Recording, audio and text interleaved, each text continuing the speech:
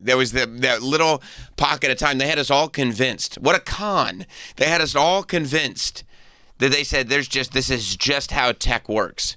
They said prices go down and quality goes up. That's just the nature of the beast. Speed goes down. Speed and size. Well, speed goes up, size goes down, and cost goes down. But you're going to need more of it. Meaning, the cost of whatever, 500 megabytes of RAM will crater. It will be nothing. But you won't be able to do anything with 500 megabytes of RAM, so it will even out. That's the relationship, right? Which is why we had that what I call heaven, when you could just buy terabyte hard drives. Yeah. You know what I mean? Fairly inexpensively. You just grab them up. I mean, it got to a point where I feel like you get a terabyte for like $89 or something like that. So cheap. Right? And you just, let me grab another one. Let me grab another one. And then they became gold, like those gold bars they have at Costco.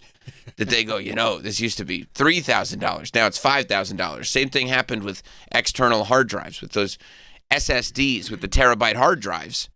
So much so that it wasn't even just like it was in our head where we were looking at the external drives going up in price on Amazon, going, what the hell is going on? I swear I paid $89 for this. Now it costs $200. That can't be right. Then every tech company, all of them, all the video game companies, Switch, PlayStation, Xbox, they said, good news. You know that system that's been out for 2 years? We said, yeah. They said it's going to cost another $75 to get it. And I go, what? So you would have gotten it cheaper before? What? What do you mean? Like, is it an upgraded version? Like the PlayStation Slim? Remember they came out with the Slim? Yeah, sure. Is it much slimmer? No. No disk drive. Right. No, it's the same size. It just costs a lot more. Well, that doesn't seem like a good deal at all. And then Mr. Wonderful. Did you hear what Mr. Wonderful is trying to do in Utah? Oh, yeah. But I also heard that there's a lot of paid protesters from China. Oh, not paid protesters from China. No, the only people who hate AIs. Paid protesters from China? Yep. They got us again. I thought that's who it was with the Knicks garbage can, but we'll get into that. Yeah, Mr. Wonderful from the Something Wonderful platform, or Mr. Wonderful, whatever. It's called Something Wonderful platform? Yeah, okay. You got it. Mm-hmm. He wants to go to Utah and build a data center in this. There's all this open land in Utah, right? People talk about how beautiful it is out in Utah. There's all this open land, and there's cattle grazing on it right now. And he's looking at all this cattle grazing, and it's like, I mean, for God's sakes, how much grazing do they have to do? You know what I mean? Give them a little pen. I think it will be fine. So his idea is to build a data center that is the size of Manhattan. Oh, great. And he's going to put it right there in the middle of all that. See, a lot of people go like, oh, what that amazing natural land. And he's like, no, that's unused empty land. We can put a data center the size of Manhattan there and use all the water. And who doesn't like a giant hum? And that's what they said. They said, I saw that. I was watching a video of Katie Couric, and she was telling me about it. And they said that the neighbors said that some of the benefits are it's very loud because of all the humming. Because what it is imagine Manhattan, but full of servers. Just nothing but servers, as far as the eye could see. But it's all of Manhattan. I mean, I've seen other videos of other data centers and what they sound like. Loud or quiet? No, loud. Okay. Loud, very loud. Okay. Because the laptops are so quiet now. It's crazy how we need like years and years of like... So quiet. Your laptop's quiet? Oh, I'm sorry, Troy. Oh, that's all right. No. The fan doesn't even kick on anymore. So why don't they use the laptop fans in the data center? Just 1,000 or 1,000,000 laptop fans. Well, yeah, I mean, if they got them so quiet in the laptops, why wouldn't they use those? That's true. My MacBook, quiet as a mouse. That's right. Or put it underground. The data centers? Yeah. I mean, you got all that. Well, you know what it is. Then it'll get hot. You know why you can't do it underground? Why? That's all for the elites. Oh. You forgot about that. About that. They built that's the bunkers for the gotcha. elite. Yeah, so they can't. Unfortunately, that space is spoken for. So no data centers on the coast of Hawaii? Unfortunately not. No, unfortunately not. That'll be, yeah. No, that's good for Zuckerberg. Well, Zuck's buying the whole state. He's buying it all. Well, he's got to make his new prediction market. That's right. That's what Meta's getting into now. The prediction market? Yeah. Oh, good. Yeah. Perfect. I think that's good. Yeah, no, it's great. No, everything's great. I love that. Everything's just great. We're just standing in front of we're sitting in front of a dumpster fire going everything's fine. Just prediction markets and data centers. I like that. I like that. You could use the data centers to fuel the prediction market. Exactly. Right? Just 6 people with all your money. I like to bet on how loud this is going to be. Very. Congratulations. You won a ton of dough. Yeah. So, and then also don't forget, they use all the water, the data centers. Well, they need to be cooled. And what's the cheapest way to cool something? Cold water. Yep. You just turn it on. It's right there. And the farmers are well, first of all, they said there's been a lot of droughts in Utah right now, which, the farmers are going like, I could see this being a problem if we're in the middle of droughts and there's also a Manhattan-sized data center. But they said no, because they use the water, but then they put it back in. Like, after they use it, they recycle it. They put it back in. And they go, what, after it's gone through all the chemicals and everything? And the data centers go, yeah. Yeah, of course. Yeah, we put it through all the chemicals, cool down all the servers. But think about it this way. You can make an image of Toots anywhere you want. I mean, there is an upside to that. It's a trade-off, isn't it? Is, And you have to figure out where your value system is. Right. And you can't judge other people on that. I think Tony's got his own data center, right? He does. For the amount of AI that he does. It's under the Buckwald offices, yeah. Yeah. Yes, he does. It's draining the Hudson just so he can make his photos. Yeah. And I'm okay. Maybe that's what's happening in the reflection pond in D.C. They're cycling the water through the data centers. Is that why they tarped it off overnight? Well, that's for the vandals. But I forgot about those vandals. That's the vandals. Yep. That's to discourage vandalism. I forgot about that. Yeah, that's the vandalism that's going on, which again is fine. It's literally my favorite story of the year. I mean, there's so much going on right now. Can't get enough of it. There's so much happening at the moment. Mm-hmm. But everything's fine. Everything's good. Everything's better than fine. Yeah. It's great. Troy looks great in his shirt. Hat matches. Yeah. Hat matches. Right. Complimentary shirt. I like that. Representing. You got a parody Knicks logo with a bootleg Knicks logo. I feel great. And looks you look real great. to me. Thanks, buddy. You look awesome. You feel as awesome as you look? Yeah. Okay. That's the More. move. More so. More? Yeah. Wow. Well, feel good, look good, play good. That's right. Right? Yeah. That's the order it goes Yes. in? Okay. Yeah. If you feel good, then you look good. Right. Yeah. I think so. Yeah. Yeah. So that's what. So in Utah, they're trying to figure out. I guess, and they were saying He's so mad. they're big mad. No, Mr. Wonderful. Oh, he's pissed. Oh yeah, because people won't stop protesting.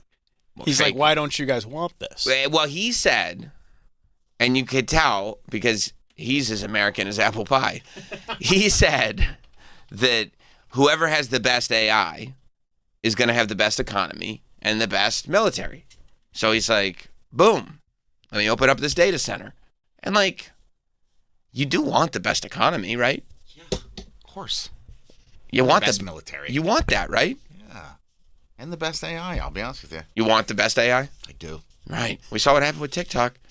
That became a whole thing with the Chinese. Yeah. Can't do that again. Can't do that. We got to learn our lessons. Build a Manhattan data center in Utah. Yeah. That's not beneficial to the people there whatsoever. Not whatsoever. In fact, there's a lot of things to take away from quality of life. Yeah. Yeah. Yeah, I mean, Their energy bills won't go up, right? Well, actually, okay, I'm glad you brought that up. Luckily, they will. Yeah, they're saying it would be. It would be a huge. They said this is what Katie Couric said to me on Instagram. I didn't know she was still doing it. Oh yeah. I actually followed her. Yeah. I followed Good for her. I followed her this morning. She puts out these little videos just to let you know what's going on, and she told me Kind of like Troy? Yeah, exactly like Troy. Exactly like Troy. I learned about the trains from Troy and the data centers. They call her Datey Katie. I like it. She learned about the data centers from Katie. And she told me that it's something like, it's the energy of, like a lot of atomic bombs. Like maybe I'm overstating. I don't remember what she said, but it could be something like 20 atomic bombs every day. Like, that's the amount of energy. Not to say there's going to be an explosion. There it's more energy than the entire state already uses. Right, in the Manhattan data center. To be fair, Utah doesn't use a ton of energy. No, they space things out nicely. They got to power up the arena when the Jazz play. When the Jazz play, they got... And they probably just shut it down. Well, no, you know what they say? A lot of the energy costs right now go into the soda fountains. Because they love dirty sodas. They love the dirty sodas. They said lighting up the Mormon churches and the dirty sodas. Yeah. Well, Utah's so beautiful. You got to kind of bring it down a notch. You think that's what it is? Yeah. It's like we got to equal it out. Yes. We can't make hey, stop showing off. Yeah. Right. Yeah. Like Syracuse is beautiful. Eh? In let me finish. Okay, because I've driven through. Yeah, same. There are beautiful areas of Syracuse in like May. Just the 1 month, right? In like May. The whole month? The majority of the month, I'll say. May. I feel like it still snows there in May. Early. I'm talking more later May. Oh, okay. Later May. Just as you're about to leave school, you go, it's not so bad here. Yeah. That's how they get you to come back. It's really smart the way they position it. Like just at the very end, you're leaving the Carrier Dome. And you're like, it's actually really nice up here. Can't wait to come back.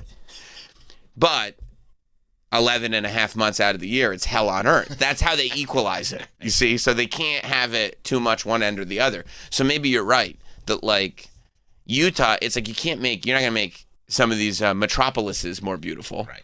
Well, we're using them for business and whatnot. We're shitting on the ground and everything, stealing garbage cans, So if we build data centers in the beautiful places, it at least brings them down. So by laws of average, we kind of equal things out. That's a good call. But you think, I mean, it would be like, I guess it wouldn't be so bad if they were promising the people their employment. If it was like, hey, we're building this, but it's going to employ this amount of jobs and... At least it would be something. Something. But when you're like, hey, we're going to put this here and you're going to hate it and nobody's going to be employed. Yeah, it's going to run. We'll employ you to build it. Maybe. Yeah, maybe. Maybe. Or maybe we'll bring in some Mexicans that'll do it for half the price. Could be. But once it's running, it's running. Yeah. We'll hire two of you to manage it. Yeah. Which two? We're going to do a Hunger Games style thing to figure out which two of you are going to manage this thing. 2 12-hour shifts. You guys trade off. We'll have a parking lot attendant. Right. We'll have a guy at the gate. Are you happy? He'll work business hours. Who's going to park in the parking lot? Nobody.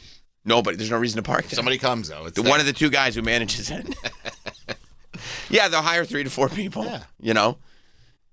Yeah, I guess. Let's see. This is a win for the good people of Utah. Long-term win. Oh, okay. I think that's where Mr. Wonderful is going. It's the long-term win of it. So it's growing pains is what we're saying. That's all it is. Yeah. Like you deal with a little now to win big on the other end. I gotcha. Which that promise has been made before, and it's been delivered on. Big time, right? You can always trust people. Of course. Especially very wealthy people. The very wealthy people that would just say, trust me, it's going to hurt right now. It's going to be great later. Because they're always looking out for your best interest. That's a good point. I didn't even think about it from that perspective, but that is a good point. The billionaires and trillionaires? Yeah. They care about the little guy. Of course. Right. That's why I say not only should there be trillionaires, more trillionaires. Yeah. But only a couple more. Yeah, at least 2 or 3 that I can think of. And they give them really good tax breaks. I like that. I'll cover the rest. Yeah. No, I think it's good. It is funny how we needed like years of environmental studies before they implemented the surcharge that they put in Lower Manhattan. Yeah. To make sure that like it was going to be okay for, You mean like the toll? Yeah. The toll that they put in below whatever? But they're just like, yeah, let's build these centers wherever. No studies needed. I think it'll be fine. It's so funny. Like, it's so funny. Have the cattle graze somewhere else. It's just like, let's just destroy everything. Everything. So that 3 people can make money. I know. And it really is like the problem with like very wealthy people is that all of us have this thing in our heads. Like, I think there's a thing in human nature where you're convinced that your generation is going to be the last one, and it's not, except the very wealthy can get it done if they really try. Let's go to Eddie in Utah. What's up, Eddie? Hey, so not only is it the 3 people there make money, but the county commissioners, it's literally this Box Elder County has these 3 county commissioners that all behind closed doors did all these backroom deals with the governor. In the back room? And back rooms. Oh, God. That's where all the swingers happen. All the swinginess happens. That's what so it's all the like shady shit out there. Yeah, I had heard that, like, and maybe it's not true, I don't know. I had heard that they were kind of counting on local elections last night to help them stop it or something. Yeah, so the 3 county commissioners, like one of them that comes out, he's on the board of directors of some little ag bank that they own part of the land.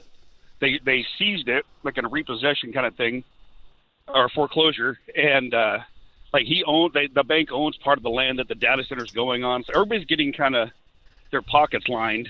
It's such a weird thing, man. It's odd. It's odd. So, I mean, are you, like, how are people feeling about it?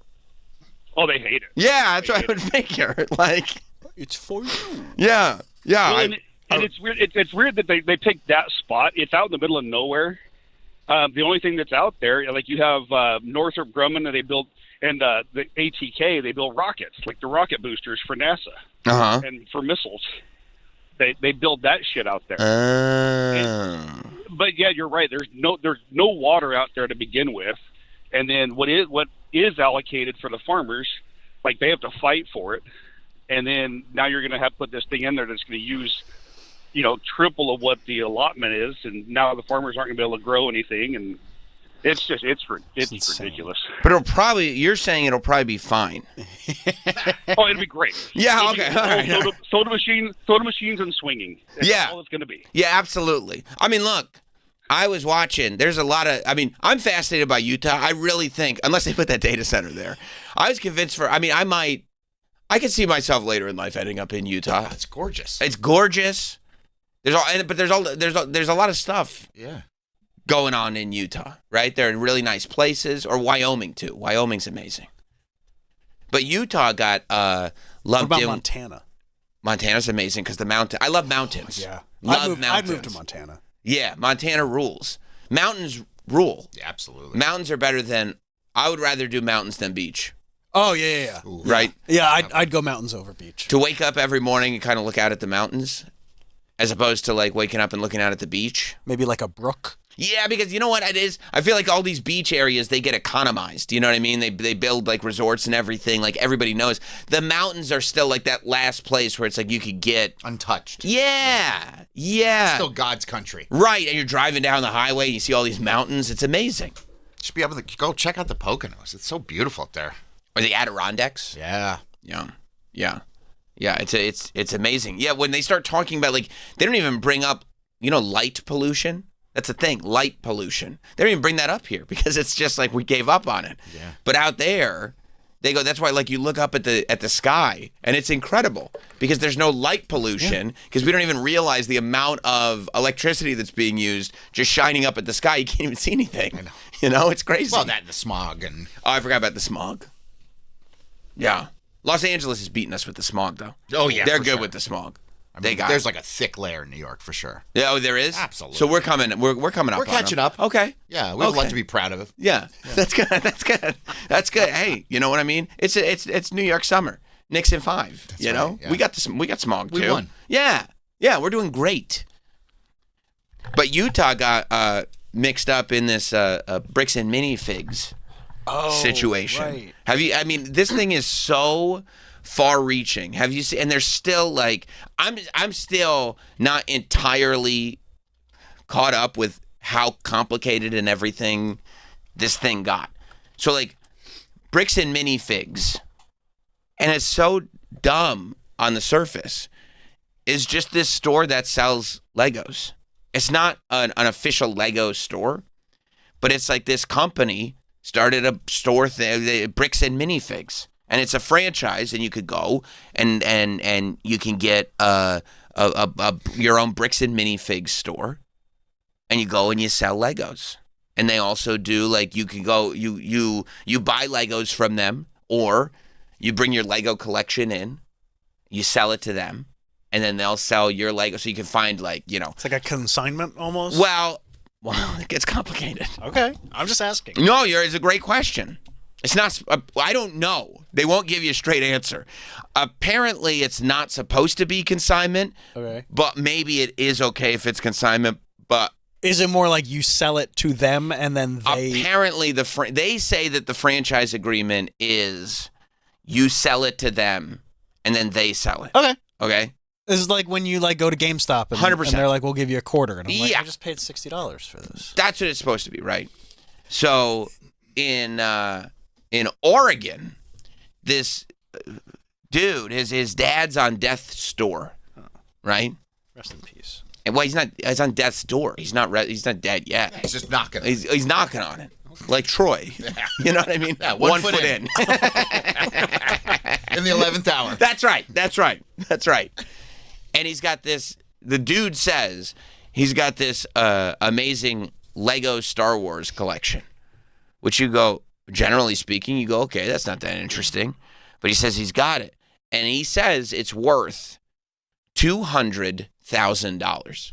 Yeah, I believe that. That's how great the Star Wars Lego collection is. Yeah, I guess that's true because, like, these Legos, they like, you know, they're around for a couple of years, and then they take them off shelves, they stop making them, and then they skyrocket in value. They retired them, like when they used to put the Disney VHSs back in the vault. In the vault. Yeah, exactly. Except... But, like, these older Star Wars Legos? Right. And the collector market goes crazy because...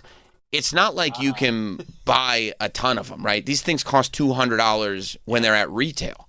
So the idea of buying an extra Lego set because you know it's going to get retired is like, you know, you're sitting there going like, I'm going to buy a $250 Lego set to just put it on a shelf and hopefully it'll increase in value. That's a big gamble, you know? But this gentleman, I guess he loves Star Wars Legos. He saved up all his Star Wars Legos. He just had them. A lot of them were still in the box and everything, still brand new. And so they go, okay, the time has come. I'm going to sell these Star Wars Legos. And so he goes to his local Bricks and Minifigs. And then the Bricks and Minifigs, the lady goes, okay, well, I do like consignment deals. And this was the first thing. Apparently, they said that you're not supposed to do that. It's like when you go on Undercover Boss. I remember the episode of Undercover Boss where it was the Philly Pretzel Company. You know, yeah. Right. Yeah. And they go to the Philly Pretzel Company store, and all these stores are doing terrible. Remember? Yeah. Except one store was like, I make pepperoni rolls with the pretzels. And they were like, you can't do that. And they were like, it's the only thing people are buying is the pepperoni rolls. And they were like, yeah, well good. It's not part of the franchise agreement. And then at the end of the episode, they were like, the good news is the board is considering your pepperoni rolls.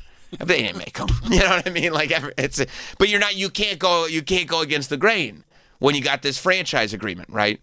But they go, no, we're doing it. And so they this is what they're saying in the beginning. But the story has changed 15 times, especially since these videos came out. Mm-hmm. The story has changed over and over again. And which is horrible for this Bricks and Minifigs company. Hideous. Like you feel bad for them? No. Oh. No. Not even sort of. Oh, okay. And the guy who runs it has a handlebar mustache. So as he's sitting, but he's a younger guy. So as it's like one of those, like, I'm going to grow it so I have a personality. Yeah. Can I tell you something? Go ahead. There's a dad at my daughter's school. Yeah.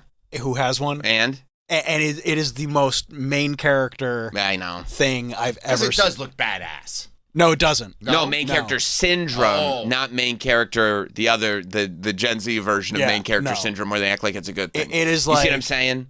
Out of control, and it's just look at me and what I do. Right, where your beard, Troy, doesn't feel that way. Your beard feels like you gave up? No. but I'm just in my final form. That's what I mean.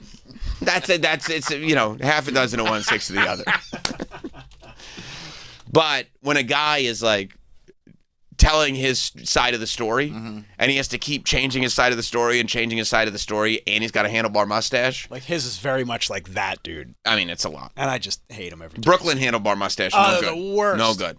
I believe this gentleman is actually sporting what's known as a Van Dyke because he has that. With the soul patch, that flavor addition saver downstairs. Yeah, a nice handlebar with the soul patch. Yeah, even dumber. The mustache mullet combo has really become the wearable personality for the millennial generation. We love that. Yeah. We love that. Yeah, mullets are back. Mullets are back. In an ironic way. They love it. But then not ironic because they don't know irony. They don't understand it. They forget that it was ironic. It's just the thing now. Well, you got to let people know that you drink beer in a garage. Right, and then you're fun.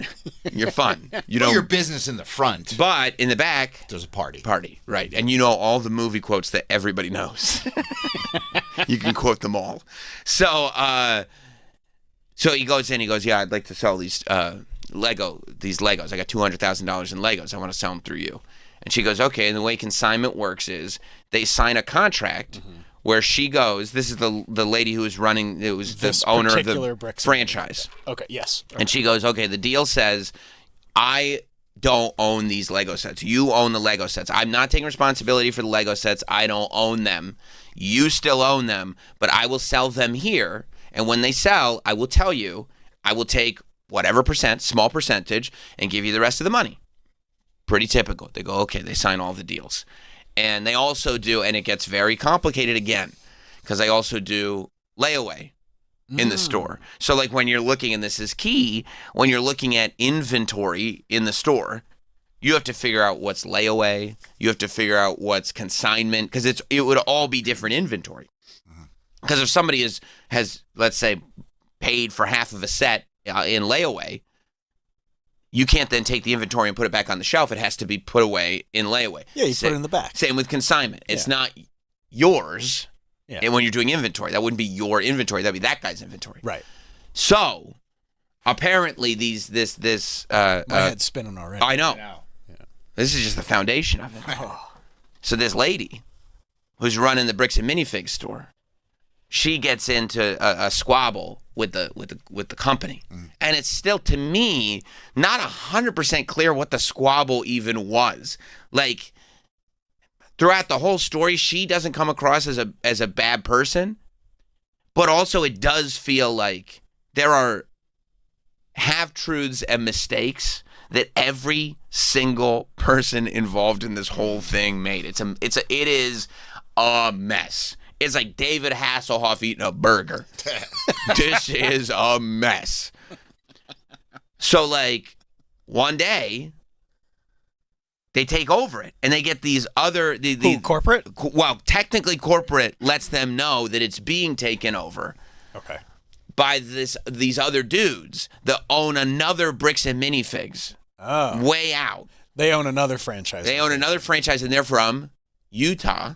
Nice. And they come to Oregon, and they go, like, literally one night, and there's security cam footage of them doing this. This dude shows up, and he goes, I'm the captain now. This is my store. Look at me. Right. Look at me. Look at me. Look at me. I'm the captain now. And old Woody is sitting there going, what am I supposed to do? So, you know. And the woman's like, did she know that this was happening? It seemed like she knew that it was happening. It didn't seem like it was like, oh my God, I've never seen you before. I had no idea. Like I'm being robbed. Right, exactly. Okay. So she goes like, well, I still got to do inventory. I still got to do slips. I got to figure out who owns what. He goes, nope, corporate's taking over all of it. Like, it's not your responsibility anymore. This is not your store anymore. We're taking over it. And you can hear it in the security footage that they have from the store. Okay. And so now this lady is see ya, out. She's done, right? And the dude's Star Wars Legos are still there. And so the dude goes, okay, I'm here for my Star Wars Legos. And they go, what Star Wars Legos? And he goes, the $200,000 of Star Wars Legos. And they go, yeah, I mean, there might be 2 Lego sets that could be yours here. We don't have your Star Wars Legos. And they go, are they in the back? And he goes, no, there's no Star Wars Legos in the back. Okay. They go, we don't have them. Like we physically don't have them? Well, sometimes they say, well, okay, here's the other thing. And then they go, do you not have them? And he goes, well, they're not yours.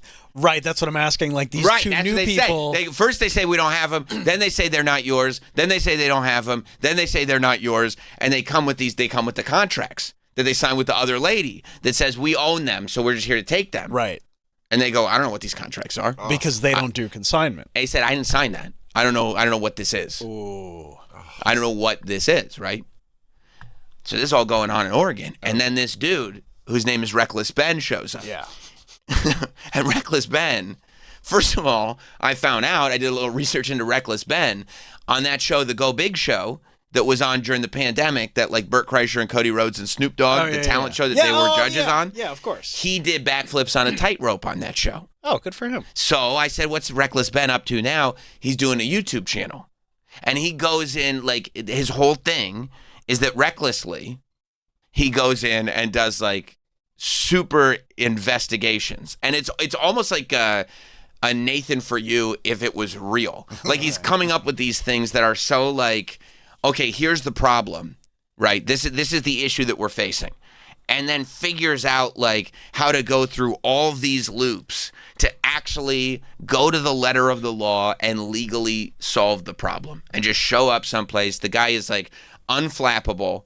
He just has this, like, hey, what's up, dude, vibe, like, no matter what's going on. And they're like, you have to go talk to corporate. And he goes, okay. And so then they go and they literally go to the headquarters of Bricks and Minifigs and talk to corporate. Like, that's his whole thing. Mm-hmm. So he shows up to this Oregon store and goes like, okay, we're here to get these Legos back. And they call the police immediately. And they're like, I'm not looking at that. I'm not talking to that. And they like almost immediately, and this is now all on Reckless Ben's YouTube, Right. hit him with a trespassing charge. And they They go, hit Reckless Ben with a trespassing charge? meaning if you come back here, it'll be trespassing. Oh. You can't come back to the store now. They didn't like him. And he's like, Was I'm it just because trying- he was reckless? Well, no, it's because you're trying to get the Legos. He really wanted the Legos. Did he... was he like, quote, hired by the people? He wasn't hired by them, I don't think, but he was working with them. Okay. He was clearly on their side. The people who were trying to get their $200,000 Legos. He was working with them. Do you know how this got on his radar? I don't know. I don't remember if I did know. I mean, maybe they reached out to it, or Okay. maybe he just I didn't know saw if what this was going like on. a local story of like Help Me Howard type thing. I think it was on the local news at some point, so he Okay. may have just caught wind of it Right. and said, like, what is this? And I think, you look at this thing, and there's so much intrigue, but it's all wrapped around silly Legos. Yeah. That clearly this is one of those fun stories that that has a lot of human interest in it, right? So, like, he ends up going to the corporate offices and talking to the dude with the handlebar. Reckless Ben. Reckless Ben, Okay. who's the CEO of it. And the CEO's like, he's like, we don't have your Legos. That store doesn't have those Legos. And Ben's like, and they're not your Legos. And Ben's like, yeah, they are. Yeah, you do. You have the Legos, blah, blah, blah. And they're going back and forth. And they can't admit that they have the Legos, but they also can't go to the store I don't because understand why they wouldn't just it's trespassing. give the Legos. Already at this point, you're like, just give the Legos back. But they're going, we don't have any Legos, They're right? not losing any money. Yeah, just be over it. Be done with this. And I mean, it goes on and on. There are so many. Like at one point, they get one of the employees and like get her to hang out with them and make her their best friend, so that then she can tell them, oh no, they're already like trying to get you guys arrested. They're calling the police to figure out what they could charge you guys with. This is Reckless Ben and his group. And they're like, what? Like, why would they want to get us arrested? That's what they do. And you're like, oh my God. This Netflix doc is going to hit hard. It's a docu-series. It's amazing because it keeps going and going and going. And like different content creators have gotten involved with it. And what happened with Patreon? Wait till you hear. Okay. Thank God. Because they go, and he tries like all these different things. Reckless Ben. Reckless Ben. And now he's calling these owners, the new owners of the store. And they keep telling him, well, go ahead. If we stole those Legos, then sue us. Just go ahead and sue us. Like they want him to sue them because they will just hold it up in court forever. Right. Like and they got the money to do that. Right. They'll hold it up in court and they know that they'll get him to settle, and then once it'll just be done. Whatever. But then he first he registers a company. Reckless Ben. Reckless Ben. What are the owners of the Legos doing during all this? Are they just kind of letting... Getting updates. Okay. You mean the people who are trying to get their Legos back? Yeah. They're just getting updates from Ben. It just sucks for them. I mean, this guy's ready to croak, right? Right. And he's like kind of hoping like, well, there's $200,000 here for my family when I die. That would be helpful. And then he's like, what happened to the $200,000? yeah. And so then Ben wants to put up a bunch of signs and stuff and sell merch that says bricks and minifigs we steal from old people. But you can't do that, right? Why? Except that, well, because he might get sued. But but then he realizes that he wants to get sued because his theory is that if they're going to make his life difficult by convincing him to sue them, then he's like, aha. But then it would work in reverse if I can get you guys to sue me.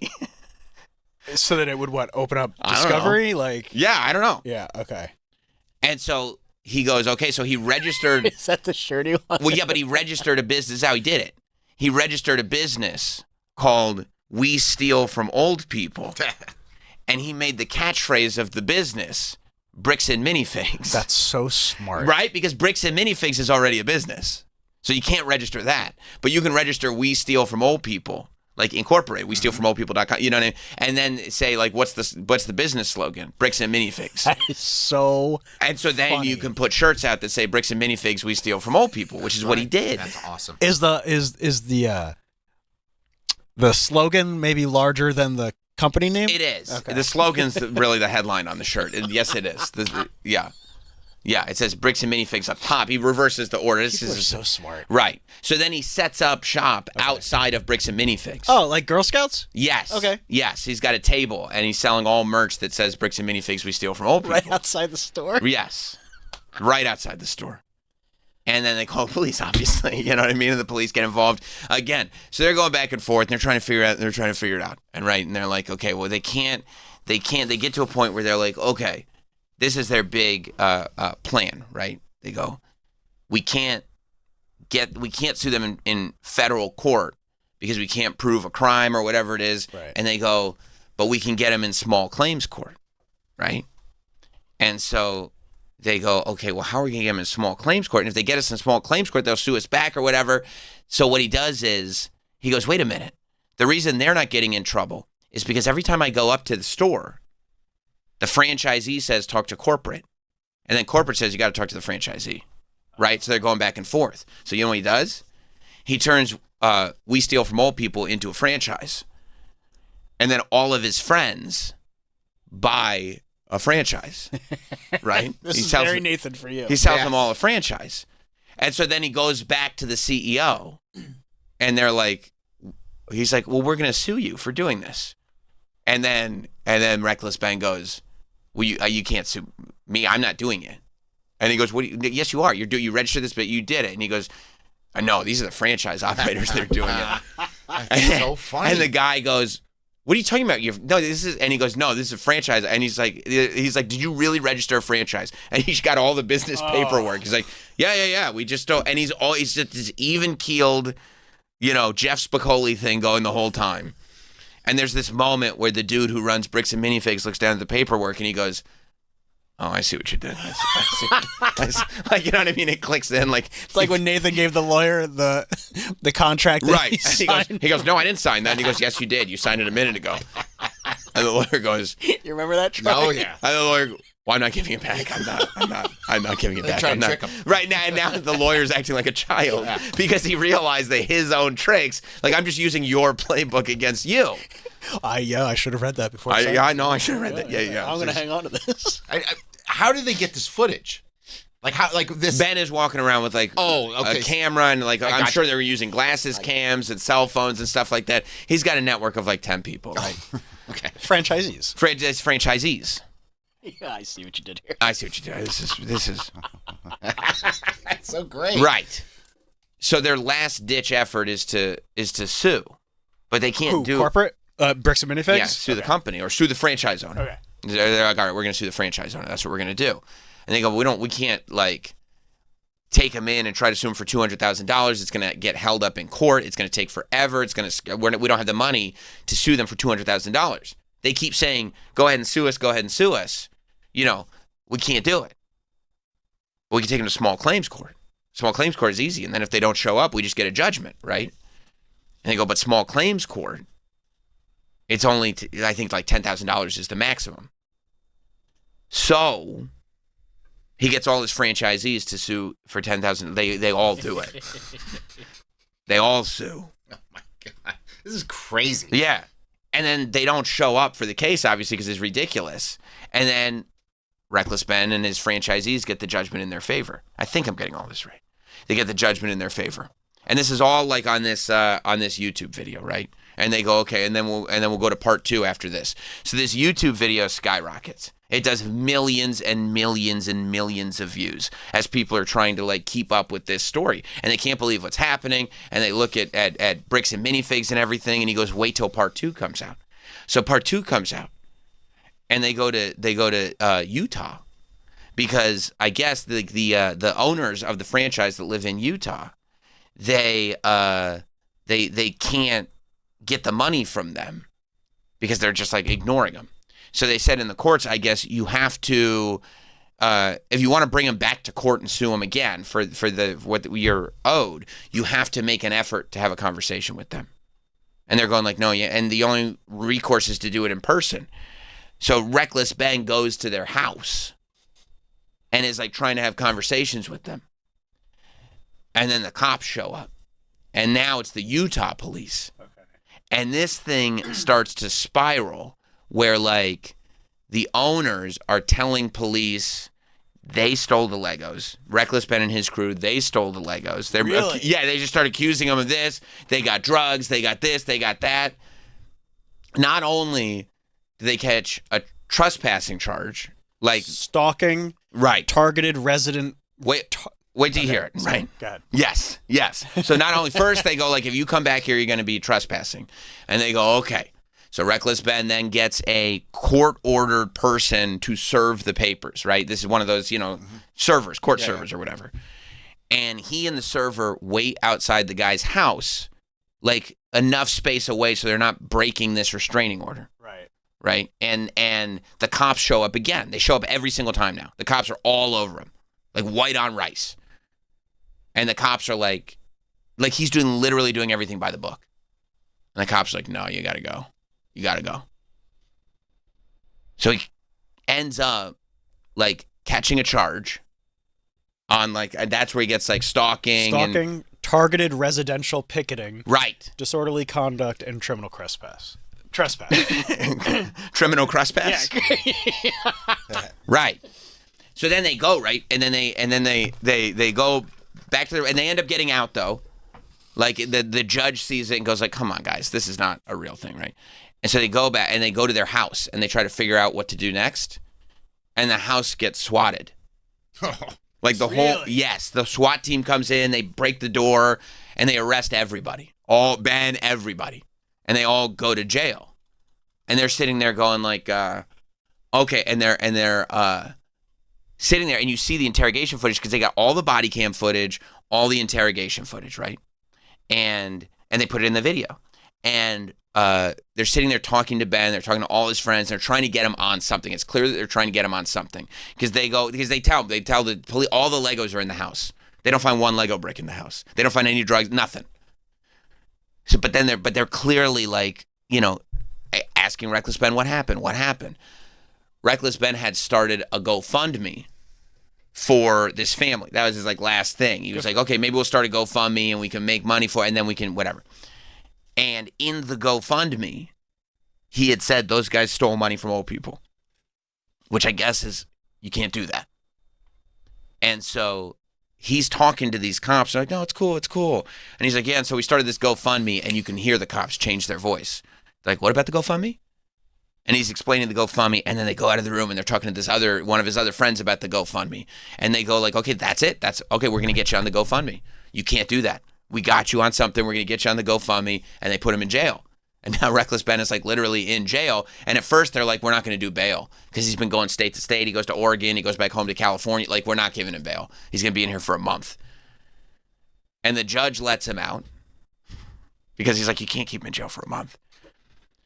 Reckless Ben then in his video heavily implies that even though it's illegal, so he's not really, he's just kidding. He heavily implies that he went to Mexico because he didn't want to deal with any of it, right? But while all this is going on, he's going through the body cam footage, and there's bits of body cam footage that have been muted, except second mics haven't been muted. So first he calls the Utah Police Department, and he's like, why is this muted? And they go, it's just regular stuff for rights, like what you're supposed to do. But then he's able to use the second mics to find the audio to then place it where the muting is, and he edits it together. And it's clearly not that. It's clearly they're editing out spots where it's can we really get him on anything? Did he do anything? Right. This is something that they're putting together on purpose.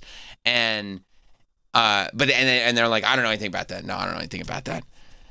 And the last part for Reckless Ben is they end up hitting him with a full-on restraining order. And they don't have to hand it to him in person. Remember, Ben had to hand it to him in person. They don't have to hand it to him in person. They just email it to him.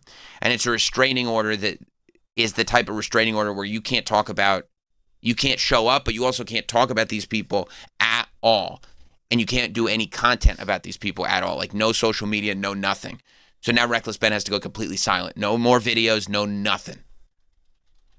And then CoffeeZilla gets on the case. Nice. Which is the last thing you want. CoffeeZilla's let me get to the bottom of this. And all the bricks and minifigs people go okay, we'll talk to CoffeeZilla. And you go, no, why would you do? You're like Walter White pounding on the glass and the SUV as Hank is showing up going, don't do it. No. And they're talking to CoffeeZilla. And CoffeeZilla is like sitting there, and he's getting multiple stories from these people, specifically the CEOs. Like the Utah guys won't talk to him, but the CEOs will. Like the CEO with the mustache will. And they're going like, hey, we heard that when the guy came in and took over this Bricks and Minifigs place, he showed up with a U-Haul. Why would he have a U-Haul? Implication being there was a ton of Lego in there. He could put it all in a U-Haul and then go like, I don't know what happened to all this expensive Lego. Now, also, they were going through all the books. CoffeeZilla was going through all the books. The books were very sloppy. So, like, it was really hard to determine what was actually there, what wasn't. The woman who ran the place before kept terrible books. Right, and I read that the reason that they took that store away from her was thousands and thousands in unpaid debt. And you could kind of believe it. Right. I also didn't know, maybe you mentioned this or maybe you just forgot, they had sold, or she had sold $52,000 worth of their Lego. And there was real question when they started to get into it whether or not they actually had $200,000 worth. Right. It seemed like it might be closer to $100,000 worth than $200,000 worth. I mean, there was still like the discrepancy is huge. Like and she was sending them like monthly checks. Right. And then the only reason that they like even inquired about the Lego was because they stopped getting checks. And she was like, yeah, I'm not there anymore. Yeah, nah. Yeah. And so like, but the discrepancy is, I think like Bricks and Minifigs are going like, there might be like $2,500 maybe. And like, they're going like, no, at minimum, it's like, you know, $80,000, $100,000. So whatever, they're now having this conversation, right? And like, there's so many parts in this CoffeeZilla thing where first he shows up, he goes, why would he bring a U-Haul? And the guy goes, there's no U-Haul. That's bullshit. There was no U-Haul. And CoffeeZilla was like, oh, okay. And then he got the security footage. Remember I was telling you there's security footage from when the guy showed up. And he just lightened up the footage. And you could see out the window, there's a U-Haul parked right there. And so he went back to the owner. He's like, there's a U-Haul right there. And the owner's like, well, yeah. He brought a U-Haul, but it was for a different thing. You know, like you said before, there was no U-Haul. He's like, no. There was no U-Haul for that, but it was a U-Haul, but it was for a different. He had other stuff going on, so that's a totally different thing. So you're sitting there going like, well, what on earth happened here? And then they're going like, they're talking to like the financial guy from Bricks and Minifigs, and CoffeeZilla's like, well, he's like, we have no record. We went through all the inventory. We have no record of this, right? And CoffeeZilla has the spreadsheet. And they're like, I've never seen that spreadsheet before. And CoffeeZilla's like, I got it from you. Like, I'm like, what are you talking about? We've all had access to this. It was in the files. Like everybody had access to this. And he goes, and he starts going through. He's like, what about this set? And the guy's like, I don't have a record of that. What about this set? I don't have a record of that. What about this set? I don't have a record of that. So, I mean, like, it is so messy at this point. And the more it goes on, and there keeps like little update videos keep popping up. There's all these like YouTube lawyers that are sounding off about what's going on. But it's like, I don't understand why as a company you wouldn't just sit down with I mean, maybe it's too late now because you're so far into this. But like the answer would have been to sit down with that family and go like, look, there's no way there's $200,000. Yeah. But I understand there was something, and it was messy getting rid of this franchisee. So how do we make this right? What if we gave you X number of dollars? What if we did this? Like just try, like, but the idea of going, and even in the Reckless Ben stuff, when he's talking to him, it's like half the time they're going, we don't have those Legos. And the other half the time they're going, they're not your Legos. And so you can't get a straight answer from anybody. And that becomes the whole thing. Like you're looking at it going like that. That's the most, I think, in terms of legally speaking, the worst thing you can do is give like double speak and second answers and all this stuff, because then whatever testimony that you have, if it were to eventually get to court, it can't be trusted because you said 3 different things on the way here. Like the U-Haul thing was nuts. Like you could see it. The U-Haul's right there, and the guy's going like, no, it's for a different thing. The U-Haul's for a different thing. And like, and you're trying to figure out if this is really like a malicious operation, because it doesn't seem like, all things considered, it doesn't seem realistically like it's enough money Right. to deal with all of this. You know what I'm saying? Like for a That's where it gets business. confusing. It's like, why? And so you go like, it might just be sloppy business etiquette. Like nobody knows what's going on in that company or with these franchisees. It might just be like stubbornness. And also, there's this whole other thing where these guys from Utah have this weird connection with the police. And every time, like, they were, like, arresting Reckless Ben and saying things like, we do things differently in Utah.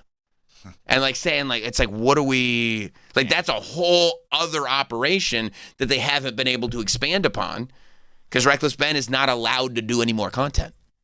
Legally, he can't speak about this at all in any forum. And that's like literally like where you're left with. So you're just sitting there going like, well, what the hell is going on? So Utah is like Texas, like it's one of those states that wants to be its own country. Like, and that's about from the beginning of Utah, yeah, right? From the history of the American West, Yeah. and Brigham Young going out there, like they were fiercely resistant to the U.S. government. They wanted like their own Mormon state, right? Complete autonomy. Yeah, and that never goes away, does it? No, I guess it's in your blood, Generationally. Like California is going to be California, Yeah. Utah is going to be Utah, Texas is going to be Texas. Right. And then you go like, okay, I wonder if the people that are very successful in Utah, like people look out for each other in Utah. And I'm sure there's a big thing too where it's like somebody from out of town comes in and he's like a YouTuber. You know what I mean? He's this California dude. He showed up in the YouTube video, when he won his court case. Mm-hmm. He showed up to the Bricks and Minifigs store in nothing but tighty whities, holding a piggy bank because he wanted them to fill up his piggy bank. And he showed up to the store and they'd shut the store down.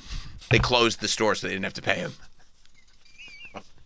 And so now, to my knowledge, I think that Bricks and Minifig store is closed. Yeah, it is. Like they just shut down the store. They shut it down because all their employees were getting harassed, and it was. Now that is another thing that I think is bad. That like now, like the online people there are instances of people harassing, vandalizing, fighting against every Bricks and Minifigs franchise they can because find. People take things too far. They take it too far because they think that like attacking that franchise. I'm part of it. Right, and it's going to like hit up to corporate, but it doesn't. It's a franchise. Like it's like right. You become an owner of that franchise. So if anything, as a franchisee, you're going to look to the company owner and go, look at all these damages, and they're going to say, I don't know, that's your store. You own that store. That's not us. So yeah, I mean that is, I think, ridiculous. I mean, to not support the Bricks and Minifigs company, I understand where some people are coming from, but like the idea of making life difficult for franchise owners who have nothing to do with this.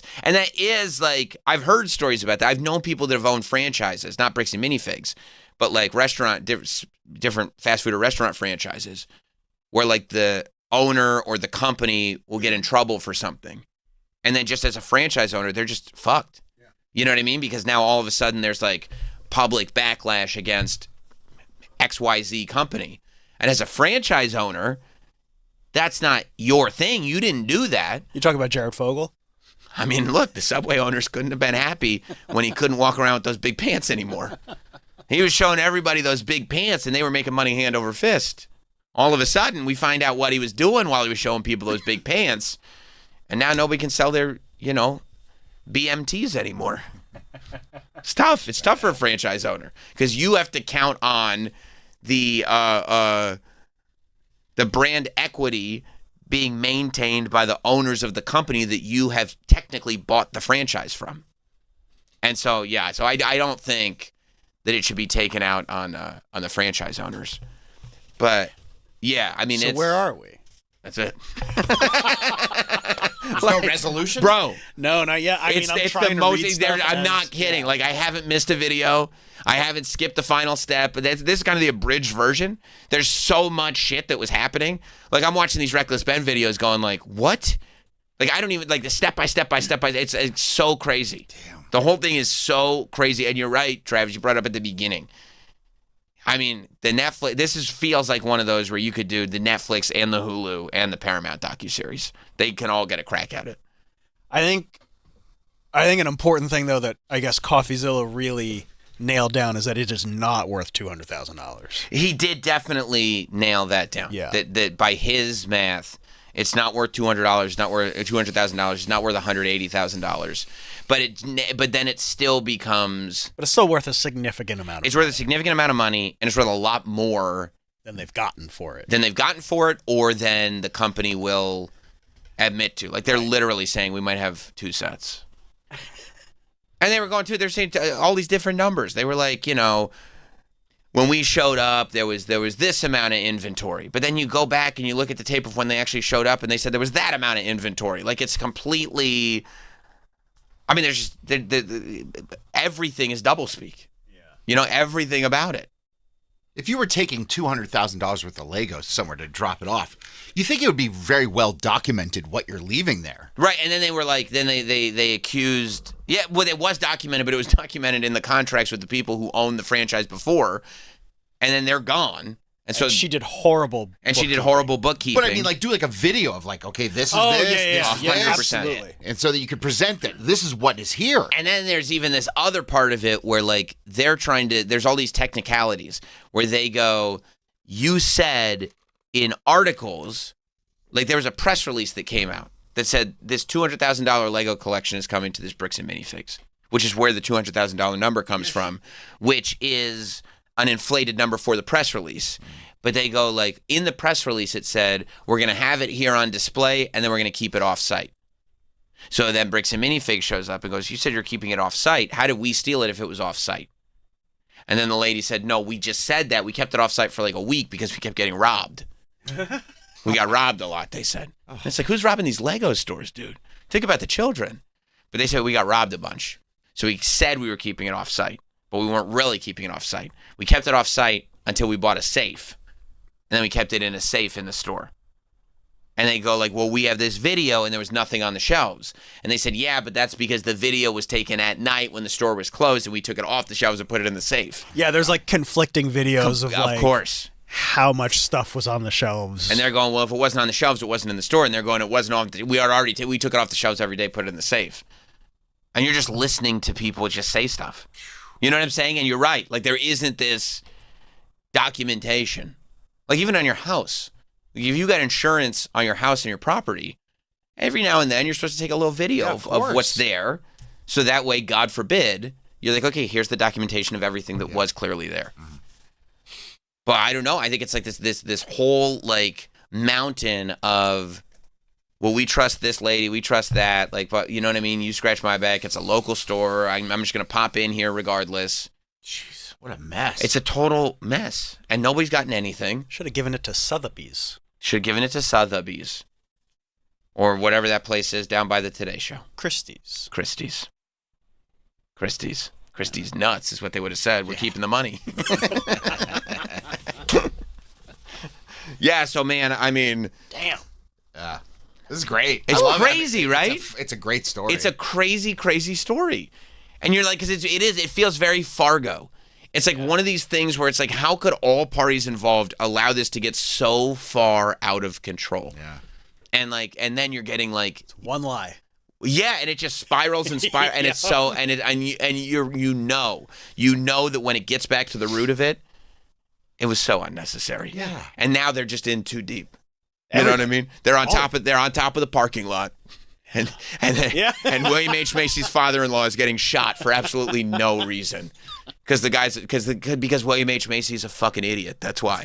That's the whole thing. At the end of the other guy. Yeah. At the end of the day, you got fellas in wood chippers. You got a guy dead on top of a parking lot. You got the wife is gone.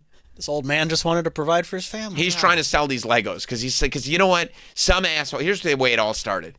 Some asshole said to him, "You can't get buried with it." Oh, you're right.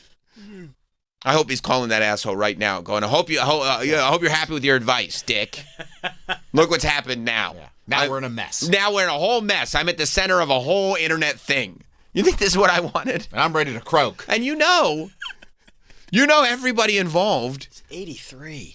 Everybody involved, whether the baby faces or the heels in this thing, except for CoffeeZilla and Reckless Ben. Every single other person is holding their breath. Because they're going to find some shit. They're going to dox me. They're going to find some shit out about me. I'm not supposed to be this public. No human being is supposed to be this public. Something's going to happen here. This isn't going to be good. I don't know how much I want this, but nobody can stop it now. Now it's off the tracks. It's in motion. It's in motion. I mean, when CoffeeZilla put up a post going, "Hey guys, I've been investigating this," it was like, oh boy, that's when when CoffeeZilla is doing it. Now things are amplified to another level, you know. And I swear, I mean, there are. This has become one of those stories where it's built its own economy. Like there are channels that are now just doing like videos pretty much just about this.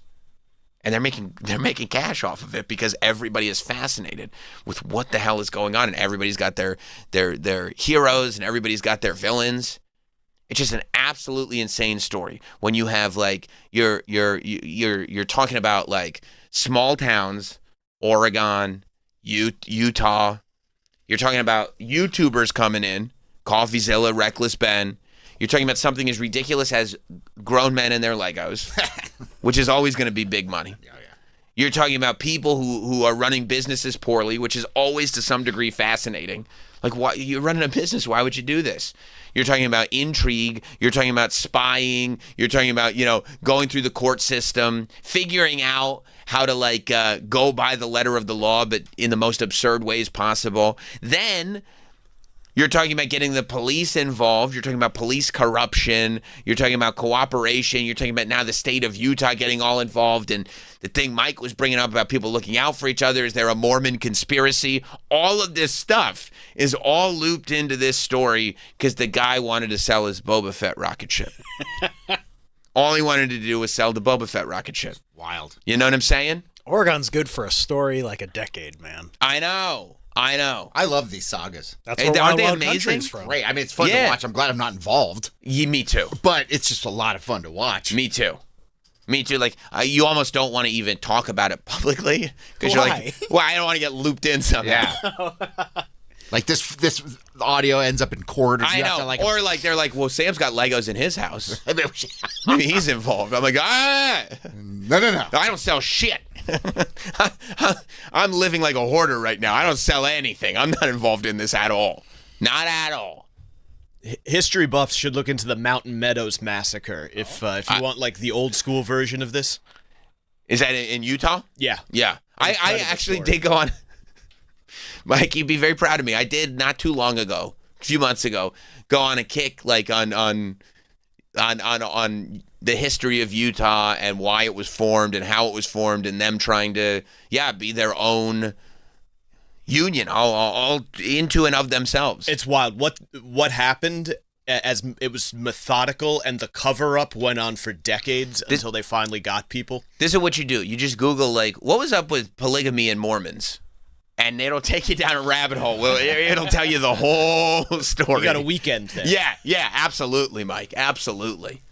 Yeah, so I mean, again, Mike's got his angle. It's got something for everybody. I love it. I mean, if I'm sitting there, I'm going like docuseries. Yeah. I say dramatization. I say based on a true story where it's the kind of, it's based on that, but it's not like you could do the full on, like I say Ben Mesrick gets involved. Oh, yeah. You know what I mean? Ben Mesrick gets involved, does the novelization, and then makes the movie, this time without Kevin Spacey. Remember 21? I do. Yeah.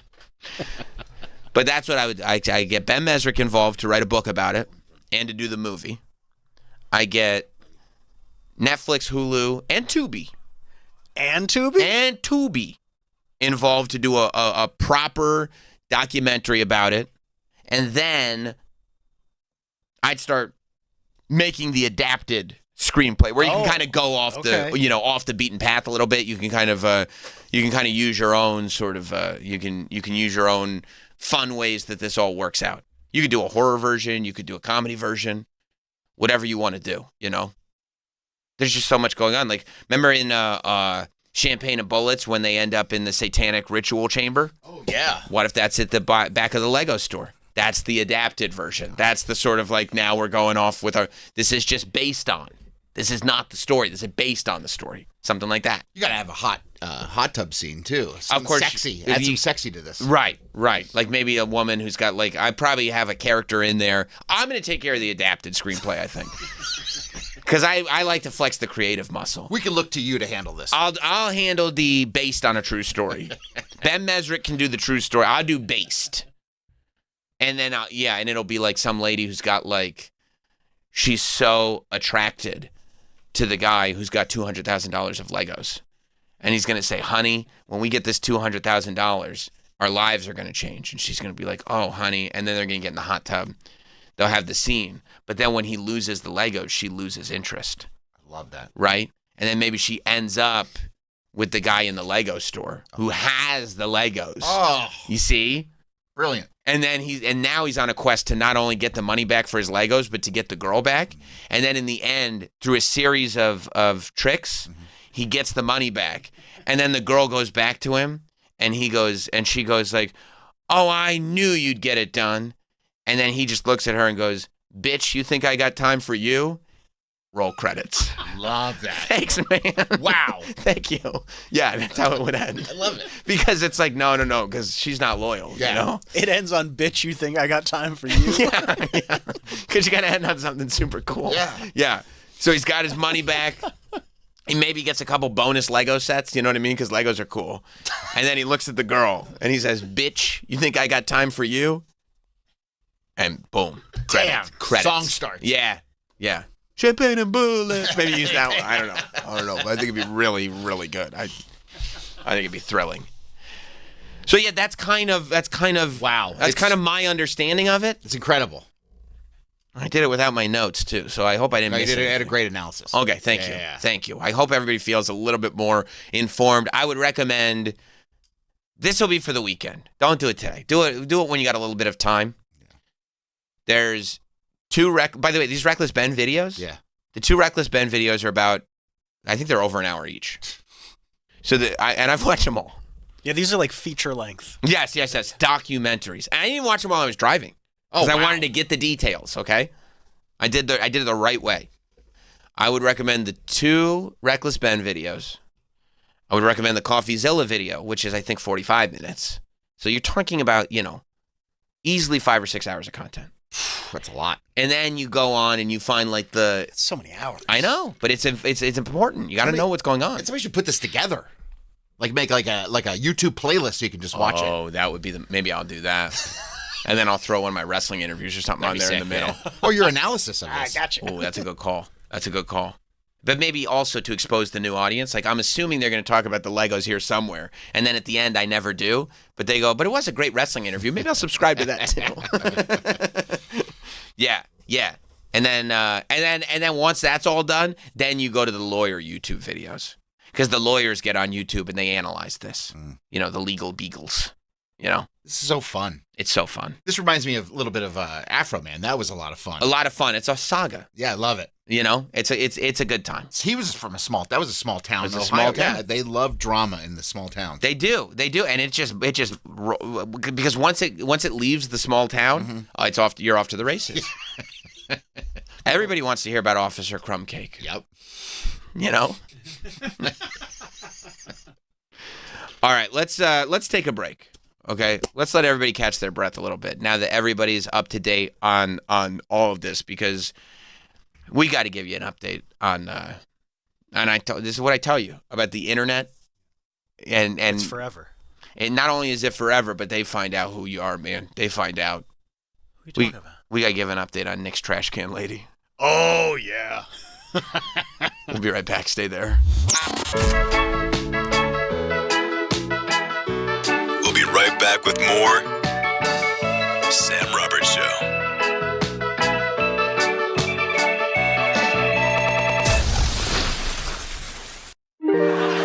When it comes to laughs, more is better. Introducing SiriusXM's Comedy in Full. Comedy in Full delivers full-length stand-up albums curated for smooth listening and continuous laughs. We're talking back to back to back. No skipping, no short clips. Just the entire show, the way comedy was meant to be heard. Ready to start your comedy binge? Open the SiriusXM app and stream Comedy in Full now. Just search Comedy in Full. Summer is here. And the good vibrations are in full swing on the Beach Boys channel. I'm picking up good vibrations. Sun-soaked songs for a limited time, filled with harmonies. the stories behind them. Good Vibrations, the Beach Boys channel is happening now on the SiriusXM app. My dad passed away unexpectedly. Of course, it was awful in every way, but we are very grateful that he had life insurance. So even after he was gone, he was still able to provide for us. And that's why I have life insurance for my family. Ethos.com. They make it fast and easy to get covered. It's 100% online. You get a quote in seconds, and you can apply in minutes. You get covered the same day. Get your free quote at ethos.com/quote. That's ethos.com/quote. Paid spokesperson. Time spent on application may vary. Online questions required. Rates may vary. Ready for big fun? Start for free at Chumba Casino. Sign up and enjoy a welcome bonus with gold coins and sweeps coins to explore hundreds of online social casino games, all from your phone. Spin, play, and discover something new whenever you feel like it, with no downloads needed. More games, more ways to play. Let's Chumba. Only available in permitted states. No purchase necessary. See terms and conditions for details. VGW Group. Void where prohibited by law. 21+. Everyone needs to take care of their mental health, even running back Bijan Robinson. When I'm on the field and feeling the pressure, I usually just take a deep breath. When I'm just breathing and seeing what's in front of me, everything just slows down. It just makes me feel great before I run the play. Just like Bijan, we all need a strong mental game on and off the field. Make a game plan for your mental health at loveyourmindplaybook.org. Love your mind. Brought to you by the Huntsman Mental Health Foundation, the Arthur M. Blank Family Foundation, and the Ad Council. Isn't life just better with a dog? They're our companions, our comfort, our family. They sense when we're sad and stay close. They greet us like we've been gone for years, even though it's only been 20 minutes. Service dogs change lives. Therapy dogs, they heal hearts. Every dog makes our world brighter every day. Dogs give us everything they have. Don't you think they deserve the same? And you can't give your dog their best life while feeding them food that's stripped out of all the life nutrition. That's why Rough Greens puts it all back. You simply sprinkle it on their food. It's packed with probiotics, enzymes, omega oils, and over 20 life vitamins and minerals. All natural, made in the USA, and hundreds of thousands of dogs now have more energy, better mobility, healthier from the inside out, and your dog can be one of them. Get a free Jumpstart trial bag for your dog today. You just cover the shipping. Go to roughgreens.com and use discount code BLUE. That's ruffgreens.com, discount code BLUE. Rough Greens, so good, your dog will ask for it by name. Second opinions. You get them with your health, so why not with your wealth? Your stock market investments deserve a second opinion. At Henyon & Walsh, it only takes a second. To schedule your free second opinion, call 800-279-5279. Henyon & Walsh, the second opinion people. Investing involves risk, including the possible loss of principal. Advisory services provided by Henyon & Walsh Asset Management. Securities offered by Henyon & Walsh, Inc., member FINRA, SIPC. Yeah, man, this is not a makeover. This is a takeover. This is Usher. Before his R&B tour takes over the summer, his very own channel is on SiriusXM for Black Music Month. A legacy of hits, some of my influences, and a few surprises for my superfans out there. Usher Radio. Now for a limited time on Channel 105 and the SiriusXM app. Included with most subscriptions on your phone, computer, Alexa, TV, or wherever you stream. Philo's got that rhythm you've been looking for. A steady tempo of the biggest shows, an endless flow of hit movies, and the TV moments that match your vibe. From your favorite throwbacks to the hottest movies, the best of Black entertainment all comes together here. With all the top channels like MTV, VH1, TLC, BET, OWN, TV One, WeTV, and so much more, their lineup hits just right. Plus, over 80,000 movies and shows are available to stream anytime, anywhere. And with the unlimited DVR, you can record your favorites, rewatch them for a whole year, and skip the ads. Because the good stuff is always worth a replay. Best of all, plans start at just $25 a month. So turn up the volume on your streaming experience and come find your rhythm right here on Philo. Sign up at philo.tv today to start your 7-day free trial. That's PHILO.TV. Philo.tv. Ready for big fun?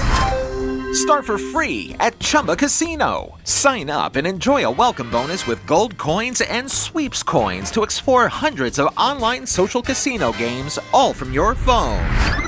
Spin, play, and discover something new whenever you feel like it, with no downloads needed.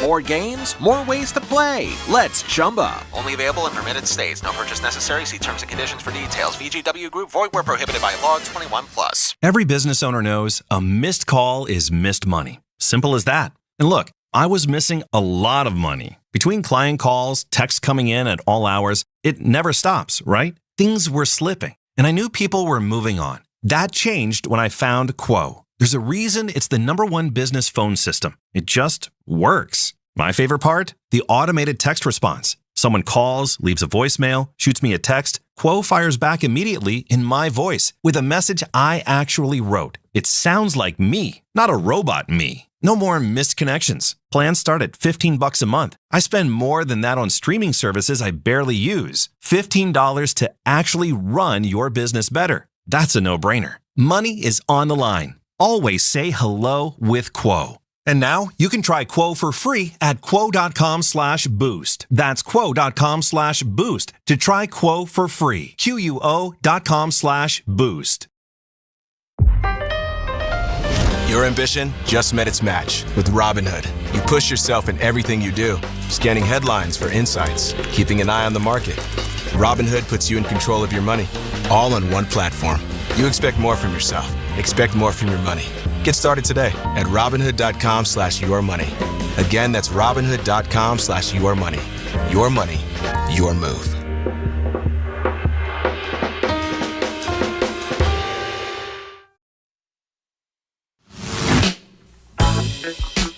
Fill in the blank with one word. Blank nuts. These. We are back with Sam Roberts Show. You said these nuts. Survey said. I said, as of yesterday, I think, Ronaldo has officially, he's the only person ever to do this. He scored at least a goal in 6 different World Cups, which is pretty massive because they only do a World Cup, like, what is it, every 6 months? No. No? No. I would have said, Troy, would you have said 6 months? I thought so. Okay, that's what I thought. It's more. 3? 3 months? I think it's every 4 years. Whoa, what is this, the Olympics? I think. My God, that's pretty impressive. Well, in that case, he deserves a round of applause for that. I might have to correct my boy. Ronaldo does, in fact, not suck. Every 4 years. Every 4 years. 6 different World Cups. I mean, that means that's what, 6 times 4, carrying the 8, 12. Troy, you got 12. No. You don't know 8 times 4. Okay. What? Yeah. Can I use my phone? 6 times 4. 6 times 4. 6 times 4. 6 times 4. 8 times 6 times 4. 32. Mm-hmm. That's it. You nailed it. That's very, very good. Oh, man, 6 times 4. I was going to say something stupid like 24. No, 32 is right. So not only does he have that amazing bust of his face. 32 is not even divisible by 6. Oh, yeah, you're right. It's not even, it's 32. That would be, that would have to be 5 and a third. 5 and a third times 6. That's all right, buddy. Would be. You guys put me on the spot. 32. Yeah, it was close. And we said he couldn't use his phone. Yeah, I would have got the answer if you let me use my phone. That's actually pretty impressive. Look at that. That's, 32 or 24. Years of playing in World Cups and hitting goals. Goal. That's pretty impressive. So, yeah, I did. I had to correct my son. By the way, we were talking, speaking of 6, we were talking at the beginning of the show. Today's GTA 6 pre-order day, which I don't know, man, about pre-ordering this game. I'm afraid what if they fleece us? What if they? You think they're gonna run? Yeah, you think they're gonna bricks and minifigs. What if they bricks and minifigs us? They sign Rockstar signs the franchise away. No, what if I don't want to get fleeced. Troy, you ever get fleeced before? Oh, yeah. Is there any worse feeling? It's the worst. Remember you got fleeced in Nolans. Oh, they fleeced you of your phone. Yeah, and no weed. And no weed, and you were in the projects. And the voodoo. And Young Money, Cash Money, don't forget. Oh, yeah. You know what bad I'm saying? all around. No, yeah, you had to get out of there. Never again. Fool me once. That's right. Can't fool me again. So, so today's pre-order day, which I don't think they've earned the right to do pre-orders. What do you mean? because they keep delaying it. No, this is set in stone. Set in stone. Mm-hmm. Set in stone. Yeah. Cannot change. Nope. And so, because it's different time zones. You know how like on New Year's you get to watch the fireworks display in all the different parts of the world throughout the day? Taipei? Yeah. That's my favorite one always is Taipei. Well, in this one, they're doing that, but with GTA pre-orders. So they're getting information from like, you know, the different parts of the world. Because I guess it's tonight at midnight is the pre-order? It's local time midnight. Which is kind of a flex for your California friends. You can be like, oh, did you pre-order? And they'll be like, no. Oh, that's sick. I might stay up till midnight. Yeah, oh, wow, that sucks for you. I mean, what type of a turd stays up until midnight to pre-order a game that you're going to get at the same time no matter what? You could pre-order it. You can pre-order it tomorrow. You can pre-order it in 6 months. July. When does the game actually come out? November. All right, so I'll pre-order it November, what, 19th? 19th? Preloading on November 12th. All right, so I'll Dude, that's like a week before it comes out. Do you know how big that file is going to be if they're allowing you to preload it? You got to download it for a week? Like For all our friends on 56K? I'm going to have to take out a loan to like... Oh, nobody better call the house because I'm going to have my phone wire plugged into my PlayStation. A week? I'm going to need more storage. It's probably going to be... Yeah. I promise you. No. I bet it's going to be 600 gigs. Which is insane. You shouldn't be able to do that because a lot of PlayStations have 500 gigs. You got to get a new PlayStation. Yeah, luckily they're more expensive. Whoa. Okay, so like in I guess New Zealand is where it starts, right? Yeah. They're like the bushwhackers are out there. Oh, you think they pre-ordered? Well, I think there's only one of them left, but I think he did. Yeah, I think Butch. I think Butch is still with us. And I guess it's probably live in Australia. Right. The Australians are up there. You know, Crocodile Dundee is getting his. Unless they don't have GTA in Australia because it's bad for the local climate. Oh, I don't know. Like the Chazwoggers. Right. Yeah. You know what? I'll go down to the pond and ask the Prime Minister. That's true. He'll be floating there with a giant can of beer. Okay, so now people are starting to get information on this GTA thing. And we're hearing... I can't believe that this is true. This is true. We're hearing that there is a physical version. Yeah. However, the physical version does not come with a disc. Huh. You know what it comes with instead? It comes with, you open the case, and you get a nice code for yourself. Oh! Yeah. You put the code. What's the difference? Huh? What's the difference? The case. You have a case. Well, I bet you print one out and make it yourself. We know for sure if it'll have a booklet. We'll have a. Oh God, they stopped doing booklets years ago. Well, how do I know what Triangle does then? Nope. Go online, scan the QR code. No. Maybe it'll have a fold-up map. No, it's extra. Oh yeah, I can't remember the last time I bought a game. And I don't buy that many games anymore, Right. but I can't remember the last time I bought a game that had a booklet in it. So these games that you buy now, because look, I'm going to tell you the truth about my gaming. Go ahead. I download the WWE games. Yeah, that's fair. And we got Fortnite. Yeah. That's kind of where I'm at with gaming. Yeah. You know? I'm spending a lot of time getting sprites in Fortnite. Well, that's what my son's doing, these sprites. He gets very excited. He tells me it's so bad. Jelly Sprite Day. Is that a thing? Oh, yeah. Yeah. He Gummy. Yeah. Can I tell you the truth about? Remember, I told you I went to. I hope they're not listening. Who? I went to Marie Menounos and Kevin's house for their party. Yeah. Over the weekend. Of course. Yeah. And as a Cowboy theme party. Cowboy theme party. You didn't dress up. No, I did not dress up. You were one of the only ones. And I'm just happy about it. And if I did it all over again, I wouldn't dress up. A little bit of a party pooper, but go okay. ahead. Did they take a group photo? No. I'm glad for you that they didn't. I'm sure I was in photos. Yeah, and you probably look like an idiot. Cool, man. No offense.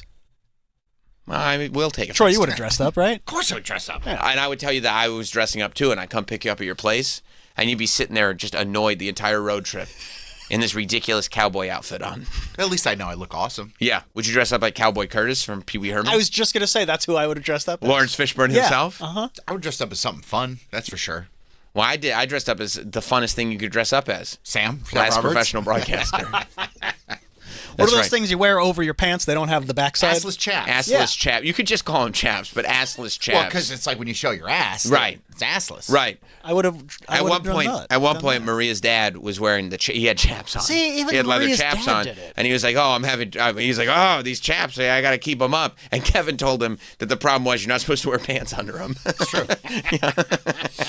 Yeah, expose your cheeks.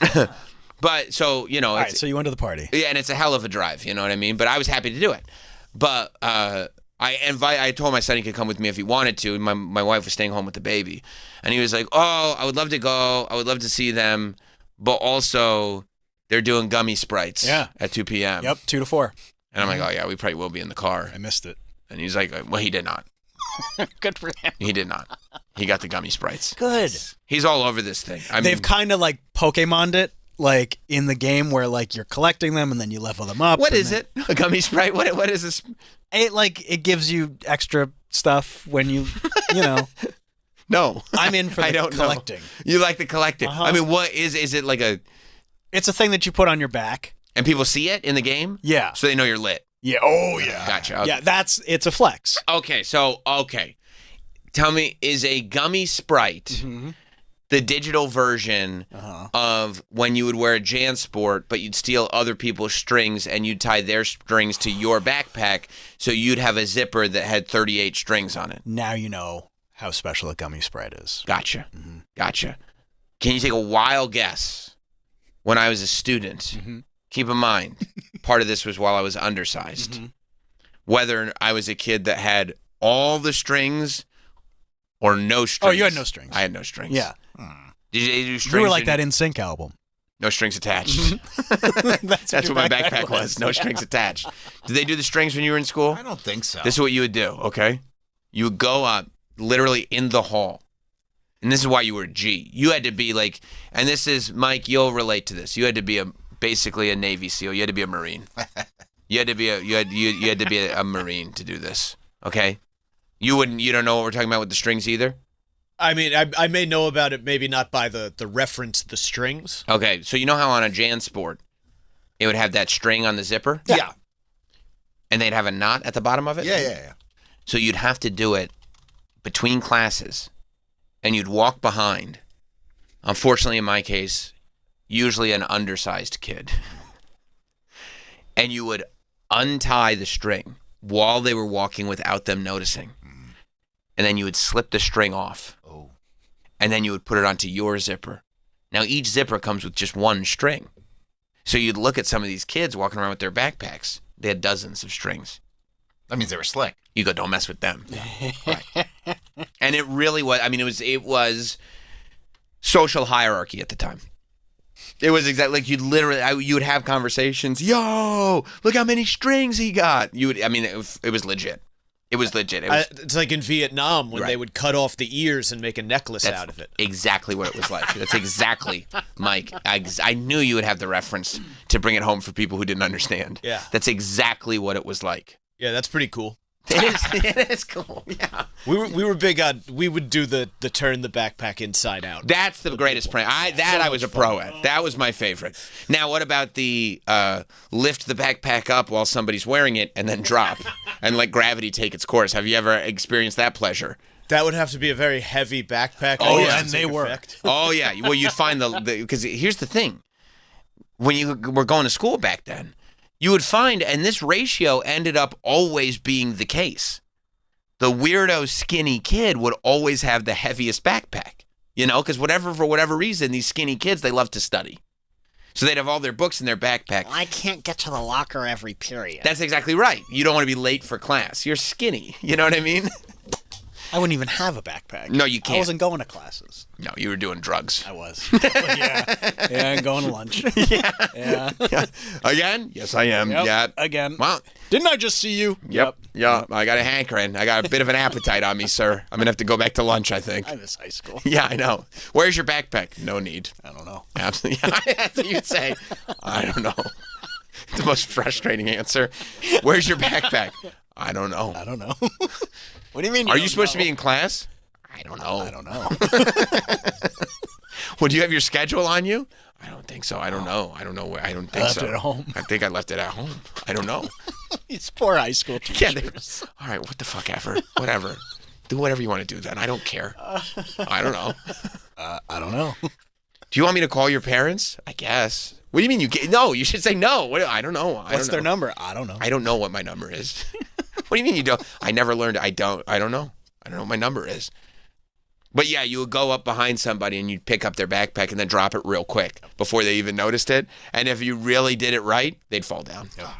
That's fun. Yeah, gravity would take effect. You do it on the stairs. Well, no, you wouldn't want to break anyone's neck. You could. I'm glad you didn't even know about this a moment ago. And now he's you're got ideas. You know where you could do it. It's on the stairs. You cause a lot of damage that way. That's the immutable laws of physics. We're in school to learn. That's true. Gravity. Why did you do this, Mike? Physics. You're teaching us. But yeah, the backpack inside out trick. That was where I was a Viking. Oh, yeah, that was great. You know, where you just slide it over to you. You'd wait a minute and a half before the bell was going to ring. Flip that sumbitch, zip it back up from the inside. That bell rings. They're up Schitt's Creek. You could tag the prank by throwing it out the window if you were really good. That was a lot of fun. A lot of fun. But that's all to say. This is the type of personality that would need to pre-order GTA immediately. No, you pre-order whenever. You pre-order whenever. But there are people very, very excited about this thing. So yeah, apparently, this is the word on the street. This is the rumor. That the physical version of GTA 6 doesn't have a disc. It's a case with a code in it. Yeah. Which is insane. Like, I don't think this is a rumor. This is like... You're people who are pre-ordering. You're standing by this. See this in the description. Yeah. I would like the physical version, please. Okay, there's no disc. So so if you get the physical version, yeah. Do you get it early so you can put the code in early? It says physical disc copies. I don't even know why they're saying disc. Physical disc copies will come with a code only. Your copy will arrive on November 12th to ensure that you can pre-download the game. Will come with a code only. Yeah. So it's not physical disc. No, you're going to open it up. There's going to be a code inside. You're going to input that code. Is it possible that it's so big it doesn't fit on a disc? No, because they've done double discs before. Like GTA 5 was 2 discs. One was to load the game and the other was to play the game. Oh, you're right. Yeah. It was that. So they could do a double disc. Mm-hmm. Of course they could. And honestly, like, there are people that would just buy the disc and then also buy the download because they don't want to deal with the discs. Yeah. I wouldn't. Yeah, it's double the price of the game. That's ridiculous. I mean, what they should do is do a disc version that also comes with the code. You know what I mean? Like, stop. Is it possible they need to do updates to it, and that's like kind of if it's sort of in the cloud, then you can sort of have updates? Yeah, they do definitely do updates to games. I mean, that is one reason you can do that, but either way, like when you've got the game in your system, it will update. Yeah, that's true because it would update. Like it would still be able to patch through the updates. Like it wouldn't be on the physical disc, but the system would read it. And then it would apply the updates as you were playing. I think it's some type of a fleecing. No, it's so A, they don't have to spend money on making millions and millions of discs. And 2, so you can own nothing and be happy. I mean, they said this was coming. You can't resell it now. People love buying. I like buying physical copies. Mm-hmm. 1, so that I can own something physical and it's mine and I know that it is here with me. 2, you can resell it if you want. Right, you could get your $7 back. Yeah. You know what I mean? Now it's like instead of $80, I spent $73 on it. Give it to a friend. Right. Or they'll give you store credit. Yeah, it's $7 cash or $90 store credit. You're like, it's more than the original game was. They're like, yeah, when's the next time you're using GameStop store credit? Oh, that's a good point. I'll take the 90 store credit. I guess, how much is that Funko? That's 91. Shit. I owe that 90. Yeah, that's... Yeah. 2 different versions. One standard for 80, ultimate for 100. What do you get in the ultimate? I don't have time to read it to you. What do you mean? It's shitload of cars, garages. You get garages? Yeah, they list every individual little thing. They don't say a whole bunch of cars and shit. Ultimate edition bonuses. 67 Vapid Dominator buggy. Okay, this is a little specific, I feel like. Yeah, I told you. I don't have time to read it. Yeah. So the ultimate just gives you a bunch of extra cars. A garage, a car, safe house vehicle, retro build, customizing things, off-road vehicle. I got it. Yeah. I mean, you got to get the ultimate version just because otherwise you're a jerk. Yeah. You know, right? It's like $20 extra. Yeah, it's an Right. extra What are you $20 doing? to By be the a way, man? I think last time we had this conversation, if I'm not mistaken, I did say that the standard version would be $80. And I believe that you said, do you think this is the one that they're going to increase the regular version? And I believe that I said, yes, I do. I believe that I said the standard version was going to be $80. Once again, Sam is right. Once again, Sam is right. And I'm not the type to pat myself on the back. But if I'm right, I'm right. Once again, Sam is right. Once again, Sam is right. Once again, Wow. Sam is right. Man, he really held that note. That was crazy. Yeah, what can I say? You were right. Yeah. Well, The jingle Charlie, doesn't are you lie. surprised? No. The At jingle this doesn't point. lie. No, I guess it doesn't. Yeah, so there you go. Okay, so, well, what are you going to do then? Do you want do you your mean? case? I mean, I'll probably just Buy the digital, even though it's the one thing you didn't what's want to the do? fucking point? Like, Yeah. Yeah, I mean, and then... I mean, I guess I could just order the physical. I mean, what do you pre-order a digital game for? It doesn't make any sense. Like, what is the point whatsoever? I think the point is so that whenever it, like, will pre-download, you've just got it there. Can't you just pre-download it? Well, like, sometimes they're not clear as to when you'll be able to pre-download it, you know? So, like, maybe, like, one day you just turn on your PlayStation, it's like, this has been pre-downloaded while you were, you know, asleep. Oh! It works for you. Yeah. No, that's really the only reason. It's not like it's going to sell out. No, it's sorry, digital. we got They no made more it. codes. Yeah, that's it. Okay, so let's see. It's November 19th is when it comes out. Yeah. And That you can is pre-download on the 12th. It's a Thursday. Yeah, good. Maybe we'll take that day off. Oh, because it'll be midnight. When's Thanksgiving? I think the week after. I have to take Thanksgiving week off this year. That might not be a bad idea. It's probably a good idea, right? Idea. Yeah, probably. And then we have a competition as to who's stolen more airplanes in Grand Theft Auto 6. That's going to be you. Yeah. That's your bag. It's like, how much of the game have you unlocked? Very little. But I have sky rights. All the airspace has been unlocked. Yeah. Oh, wow. Okay. Are they going to tell you how big the game's going to be? I'm sure at some point when the specs, like, because the specs have to come out soon at some point, you'll know. And that's when they're going to drop Yeah, 680 gigs on you? You'll get a little notice that says you don't have enough space. You need to delete something. Right. And then you might as well buy a whole new system because it doesn't come with enough space. Can't afford internal storage. No. Wow. Well, okay. I would need a raise. So, good luck. From this place? No, that's not happening. No, sorry, we can't do that. Oh, but, you know, it's been really good. Yeah, you've been good. Here's some McDonald's. Right. Nah, it's too much McDonald's. Brendan in Florida. What's up, Brendan? Hey, good morning, guys. Good morning. So I think the whole CD, non-CD issue, I think CD's it's because nuts. of the size of the... Oh, I walked right into that one. Sorry, dude. No, you're good. I think it's because of the size of the game. There's a rumor that Xbox leaked the size of the game. It's going to be a few hundred gigs. So I'm not too familiar with how much can fit on a CD-ROM or a DVD or the hell they put it on. But I think that's what the issue is going to be. It's definitely possible.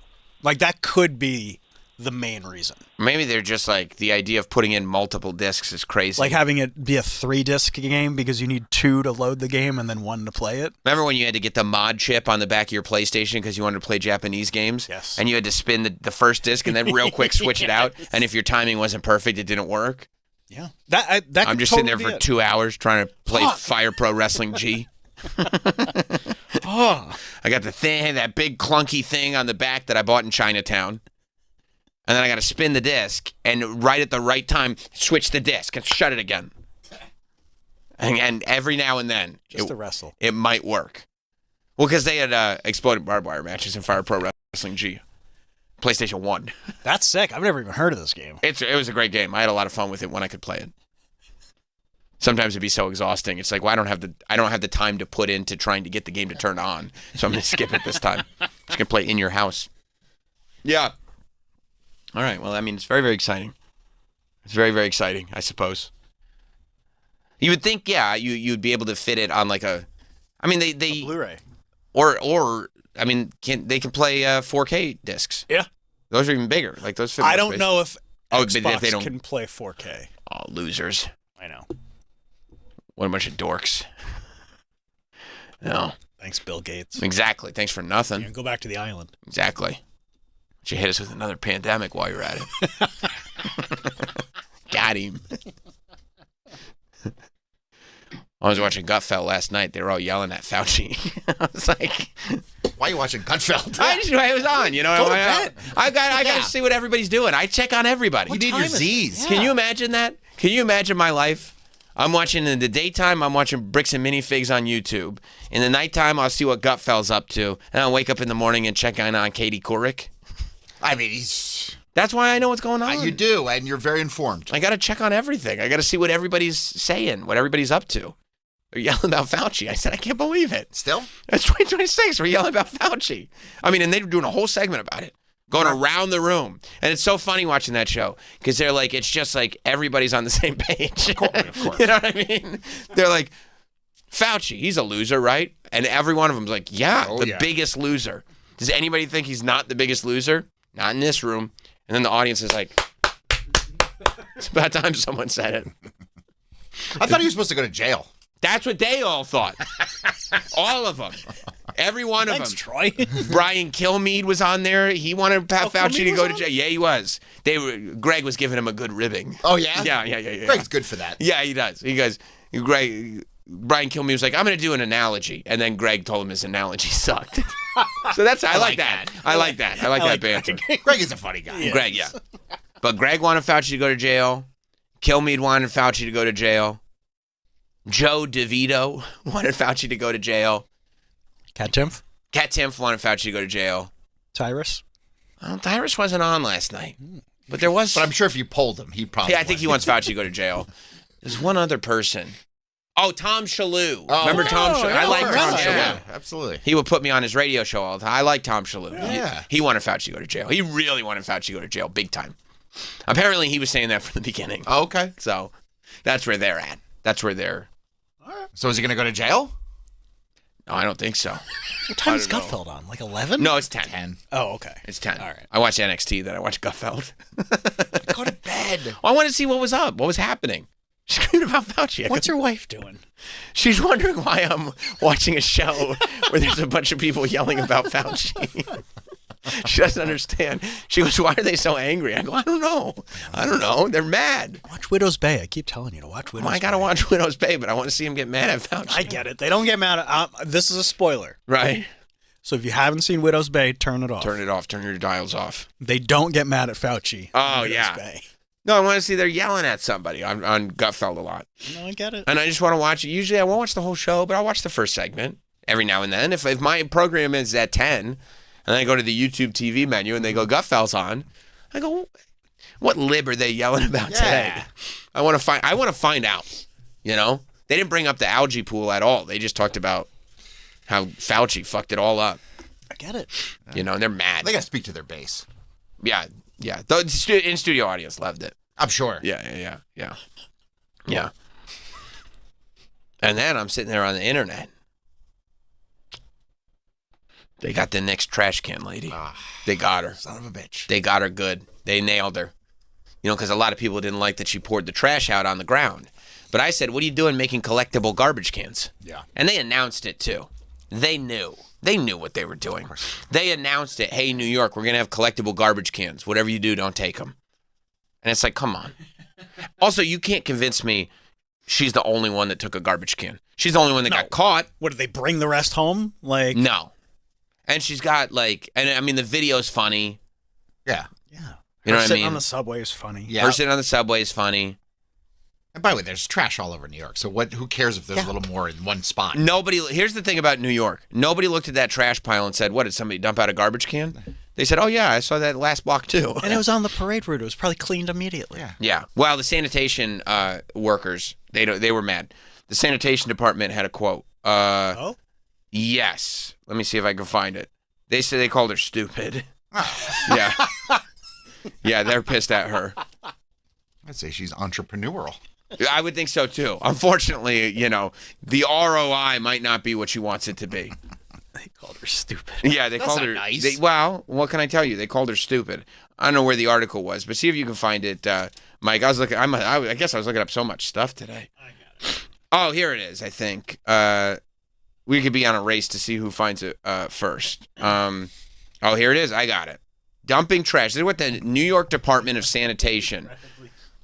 They released a scathing statement on her actions. The Department of Sanitation.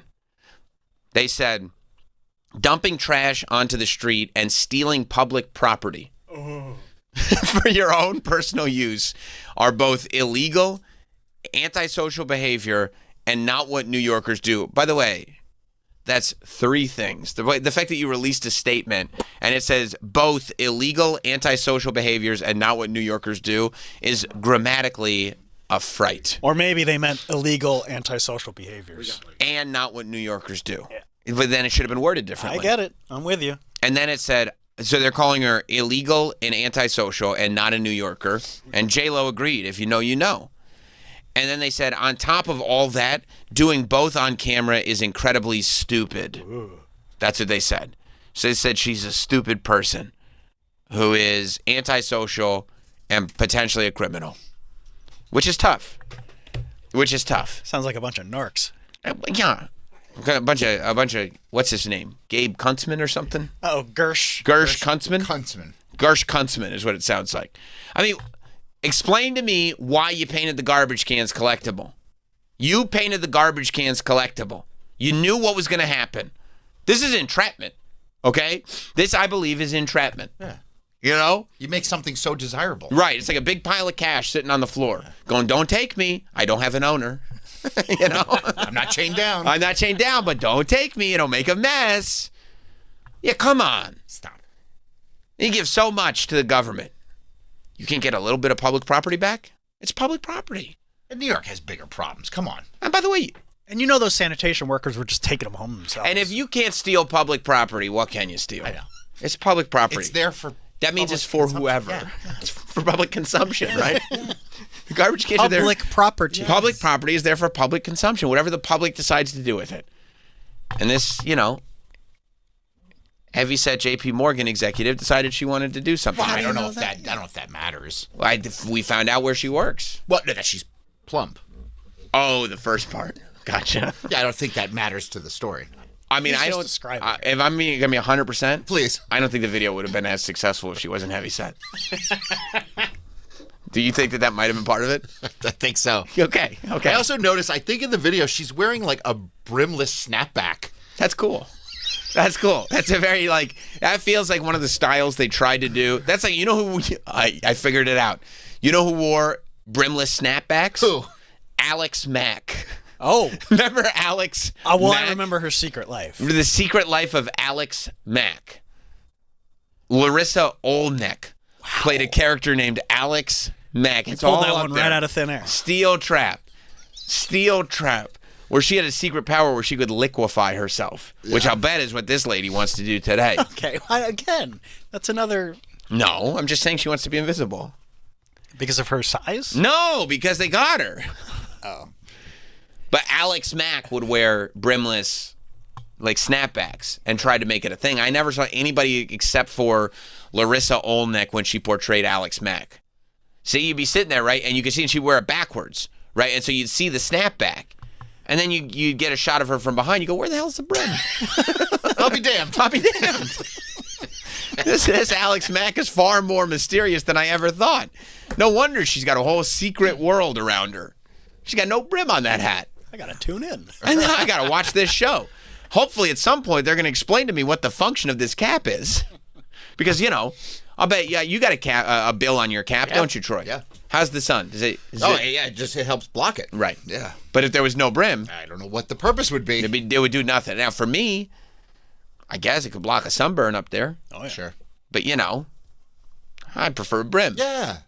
So maybe she's going for the Alex Mack style. I don't know. Alex Snack. Yeah, Alex Snack is more like it. Yeah, there it is. The no brim. They're trying to make it a thing. It's a whole company. That's not a snapback though. That looks like It's like a dad hat. Yeah. With the belt fixture in the back. You would want a snapback? Yeah. Yeah. This looks like something you don't get a deal on Shark Tank with. Right. Right. And they're like, "Where's the brim?" What do you mean? There ain't none. What's the purpose of this? It's like selling only the top of the muffin. Right. Right. Who would do that? Well, no, we're creating our own style. No, that looks stupid with the. Yeah. Do you have a patent on it? No, it's just nobody else is making them.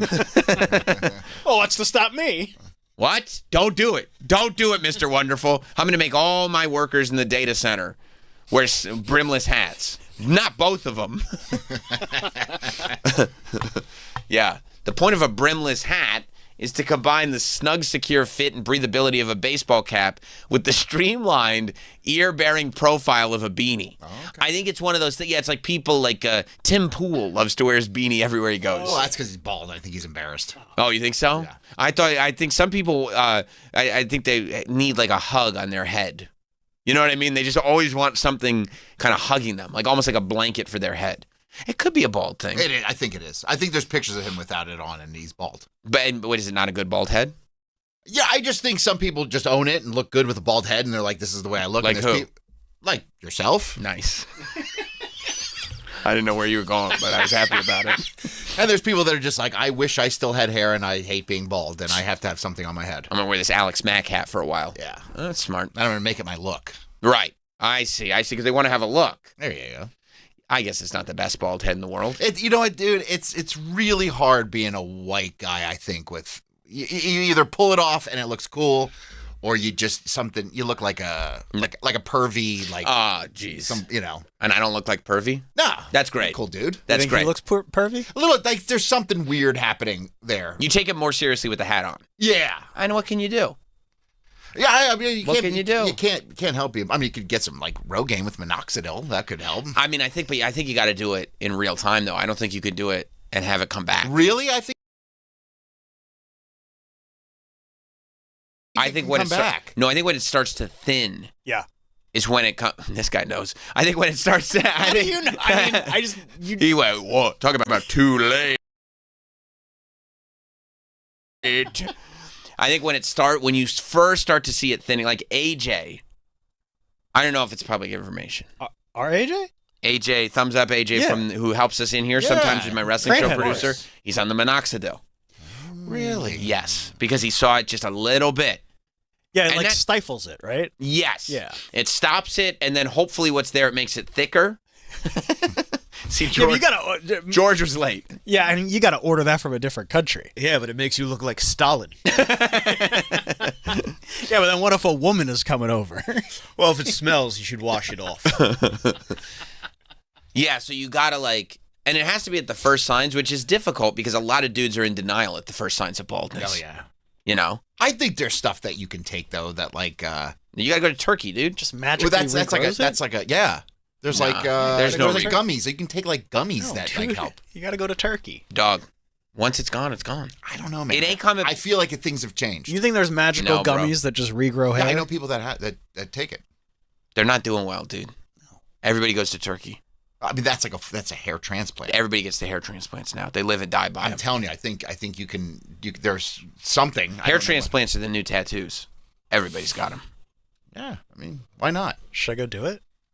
Bro, would you like it if it rejected? Bro, you would be the fucking man. But he'd have to grow his hair long. If you came in and you had a full fucking head of hair, it would fucking roar. It would be so funny, dude. It'd be so funny to do that. Or you know what'd be awesome? Would you like it if I came back immediately and I still had all the scars on and it was puffy? You know how they look like mushrooms when they first come back, and everybody's scary. and everybody's like, you fucked yourself up, and it's like, no, you got to let the swelling go down.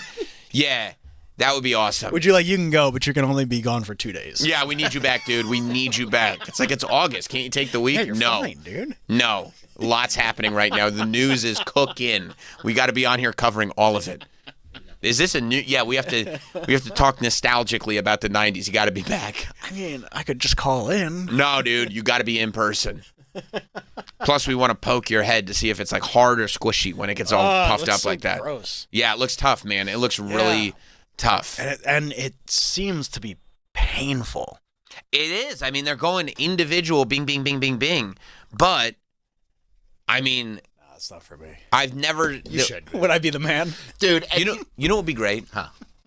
It'd be like, and also just fit Travis, I think, more. Go ahead. If he started rocking toupees. Oh, I would love that. Don't you think Travis should get a piece? And be like, yeah, it is. Like, okay, whatever. I feel more confident with this. But we would all like be on his side. Yeah, of course. And anybody that tried to make fun of him, we'd be like, no, he looks good. I don't even think it is a piece. And now I'm pretty sure it's not. I don't think it is. And it's something fun. Like he has like, that like emo. Change it up. Emo hair. Dude, I think I told you, maybe I said that there was you know how like Hulk Hogan was, the most famous skullet guy of all time? Yeah. In like, I want to say like 98, he showed up to a Halloween Havoc with a buzz cut toupee on. No explanation. He just started wrestling his match with a buzz cut. Really? Yeah, it's crazy to look at. The mullet was gone. No, he kept the skullet, but he just put a buzz cut over it. I'm saying like a piece, almost like a crew cut. Oh. Like he had spiky hair, like he didn't shave it. He put a toupee on to wrestle. I wonder if he thought he was going to fool people. I don't know, but he's on pay-per-view. Like, yeah, that's how Travis needs to come back. He looks like Scotty Too Hottie Hulk Hogan there. That's how if Travis came back. Would it be like Dexter Holland? Yeah. Mike, can you imagine if Travis just showed up with that buzz cut? It was never explained why he did that. And then what happened like the next night? Was it gone? I think it fell off in the match. Oh, that's the worst. Yeah, I don't think he kept it throughout the whole match. I mean, maybe it was a part of the storyline? No. Okay. No. Because I remember being confused as a kid, like going like, what? What happened? Why is he doing that? Like that's, I probably said something like this. Dad, that's a wig, right? Like. I mean, he does look cool with a full head of hair. It looks amazing. And it's just, but that's shameless, like, I've literally crafted a public image around my baldness. Yeah. For at that point, it was 15 years. 15 years. We knew him as the guy who was bald. Yeah. He started going bald in his 20s. Yeah. Yeah. You know what I mean? I mean, as far back as you can remember, there's pictures of him wrestling. He's bald. Even when he was like wrestling as a young man, it's thin. Yeah. It's like you figure there's just like hair being left in the ring. He's one of those guys that probably was going bald at like 16. Yes. You knew it. Like he had to start combing over because it was thin. Yeah. But again, he didn't want to do he wouldn't have wanted to do a minoxidil thing because you can't believe you're going bald at 16. That can't be right. Right. But yeah, that's what Travis needs to do is show up with like a crew cut, buzz cut thing. Like just spiky hair and everything. We're like, what are you doing? I would gas. You're like, what do you mean? I would gas him up so hard. I would too. I'd be like, dude, you're the fucking man. I would too. I bet all the chicks would start looking at him. You know what would be great too? You think I'd get chicks? You would definitely get chicks because you would have to put like dye in your beard. Like you would dye your beard. I would have to dye my beard. Like but like real, like not even dark, like real colorful brown. Yeah. You know what I mean? Like over the top. Like young brown. Like a nice colorful brown with a buzz cut, and you'd just go like, what? Like, why are you looking at me? Yeah, I did. I mean, I got a haircut over the weekend, but yeah. No, you look great. No, I think a toupee is the way to go. All right.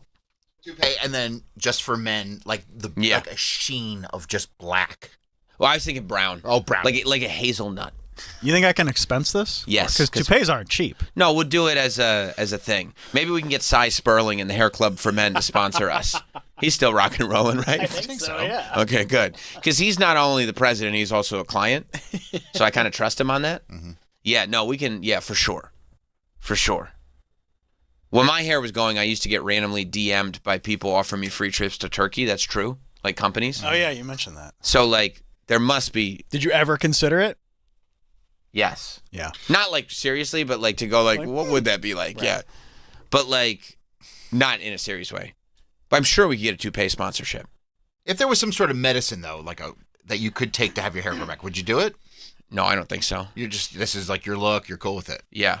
Yeah, I've never literally from the day I shaved my head, hasn't been one day where I'm like, oh, I wish it would grow back.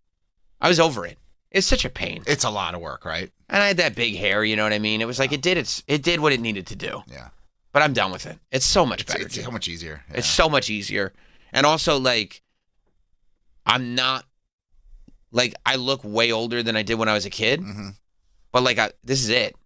You know what I mean? But when you're bald, it's like, I guess you'll age, but, like, this is it. Yeah. Like, this is how I'm going to look as the years go on. Yeah. So, I think it's better for me.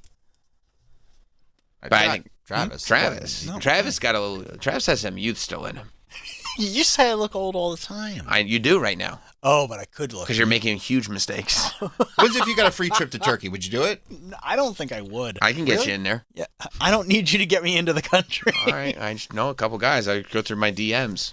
I don't know. It seems like a real Get you a nice flight. You have to ask, is it worth it? Is it really worth it? Wouldn't it be great if Travis's daughter goes to college and he goes on a full midlife crisis and he gets hair transplants and he goes into debt because he buys a sports car? Starts testosterone. Oh, yeah, of course. We should encourage that. Because you know what he would do? Peptides. He starts doing peptides. Just gets fucking jacked. Yeah. He starts coming in every day. It's like, it's something you heard on Rogan. You know what I mean? Like, You know what I'm saying? He's like, all my prep is just stuff that I've heard. I heard on Rogan or like a David Goggins video or any of that stuff. Yeah. Like he's sitting there like, yeah, I think it'd be awesome if he went through a full-on midlife crisis after his daughter went to college. I would love it. I would encourage it. Because he had, I mean, how old were you when you had your daughter? Not 27. That's young. You're real young. That's young. So that means when he's empty nesting, he's going to have a whole lot of life in front of him. Not according to Troy. I'm speaking for me. I can't because Troy lived it before. Oh yeah, I'm out of gas. Because what Troy was doing at 27 is what I mean. That's when he was using the gas. I gotcha. You didn't have an opportunity. I got enough in the tank. Oh, you got plenty left. I keep putting 20s in. That's right. Now, and it never gets more expensive. No. You've been out here, raising a kid and stealing cats. Like you haven't been doing anything cool. They can leave whenever they want. Yeah, right. Not with those shot collars on. Yeah, him coming back. Maybe he shaves the beard and goes for a soul patch. A mustache with a mustache and a soul patch. I can do that tonight. That'd be so sick. You look so awesome. You would look awesome. Oh, really, guys? Yeah. You should just switch up. Don't you ever think of just switching it up? You gotta switch it up, dude. You've been doing the same shit. You gotta switch it up. Are you bored of me? Bored. Every day. Bored. Same shit. Bored. You know what they call them around here? What? The NFT. You know why? Huh? Bored ape. Oh, shit. That's true. That's true. And also no fun tapped. Both. Both of those things they call them. At least it's not no friends tapped. No. That's what it used to be. That's very hurtful. No, they wouldn't be. No. That's what it was in elementary school. It was? That's too bad. Well, it was guarding the water fountain. I get it. With authority, I mean, with great power comes great responsibility. Yeah. Heavy as the head. That's true. That's true. We can make that head a lot heavier. Put a nice toupee on there. Put a tube on there. Yeah, put a tube on there. Hey, you tuping? A little just for men on the sides. Yeah. We're rocking and rolling. Love it. He starts getting creepy with the interns. Yeah. No, I remember when I was starting. I could show you a couple things. Yeah. They're coming in the studio. I'd be like, Troy, what's he doing over there? I don't know. He doesn't even know production. Yeah, should we just watch? I guess so. That's not even our intern. I feel like maybe we should contact HR. This is a little strange. Travis, is she going to start working with us? No. She won't be. Not with you guys. No. What? Why is he being so possessive? Don't talk to me. Anyway, come here, honey. Honey. By the way, those guys are kind of jerks. What's he doing? Now I just sound like somebody else. Yeah. Troy, what's he doing? Sam, I don't know. This is strange. Kid's in college, right? Yeah. He started on testosterone and got new hair. I don't know. I don't know. How many peptides is he doing? I don't know. I think it's too much. It's a lot of peptides. These guys are just jealous of my shoulders. Yeah. No, I think it could be really good for you, dude. I think so too, Travis. Yeah. Because you gotta like, at some point you gotta think like, how do I level up? Yeah. Because Yeah. it's gonna expire. You So gotta level up. You gotta do something before it's over. Right. You got to find the next thing. He's not done. I'll consider. You don't want to putt to the finish line. No, you don't. You could go to peter out. You might peter I out. don't want you to. But it's a fear. I'd love to see you end strong. I thought I was But doing it's- all right. You're doing great. But I tell you what. But there's always room for improvement. And the last thing we want to do is to see him peter out. Yeah. But it's far from a guarantee that he won't, unfortunately. It's better to burn out. Oh, wait, we want to see you burn out. Hard. On testosterone and toupees. And... Oh, yeah. Wouldn't it be great during like the commercial break? He's like doing push-ups. And... Yeah, of course it would. He and Mike get together and put pull-up bars over there. That'd be so awesome, dude. Oh, Mike, you were right. These pussies were wrong. Yeah. We could kick their fucking ass, couldn't we? They haven't done one pull-up the whole show. He learns how to ride a bike. I know how to ride a bike. Yeah, I'm right. still waiting. We're supposed to ride in to work together. All right. Yeah, a year and a half ago. We're doing it. We have to do it this summer. Let's ride in tomorrow. Yeah, right. Yeah, right. I'm going to meet you I'm going to go I told you the deal. I'm going to go to the Staten Island ferry. I'm going to go over the ferry. Yeah. I want to ride it. I want the experience. I'm going to ride it back into Manhattan. You can bring your bike on the ferry. How would you know? You see somebody else with it? I see them all the time, and I'm like, how do you do that? And then you're going to get a city bike, and then we'll ride up the west side. It'll be so much fun. Aren't city bikes like really slow though? Like, It's better than not. What are you gonna do? By the way, and that's exactly why we want you on one. Yeah. You're gonna get into an accident. You don't know how to use them. Yeah, we gotta make sure this is. You're not ready for a 10-speed. Wouldn't it be so funny kidding me? if like Troy and I go ride bikes and like it's like, oh, he actually can ride a bike, and then I just go ass over tea kettle over a curb. Or he's just sitting there like riding a bike, except now he's riding a bike in the city, so there's just cars zooming by, and he's like, ah! Troy!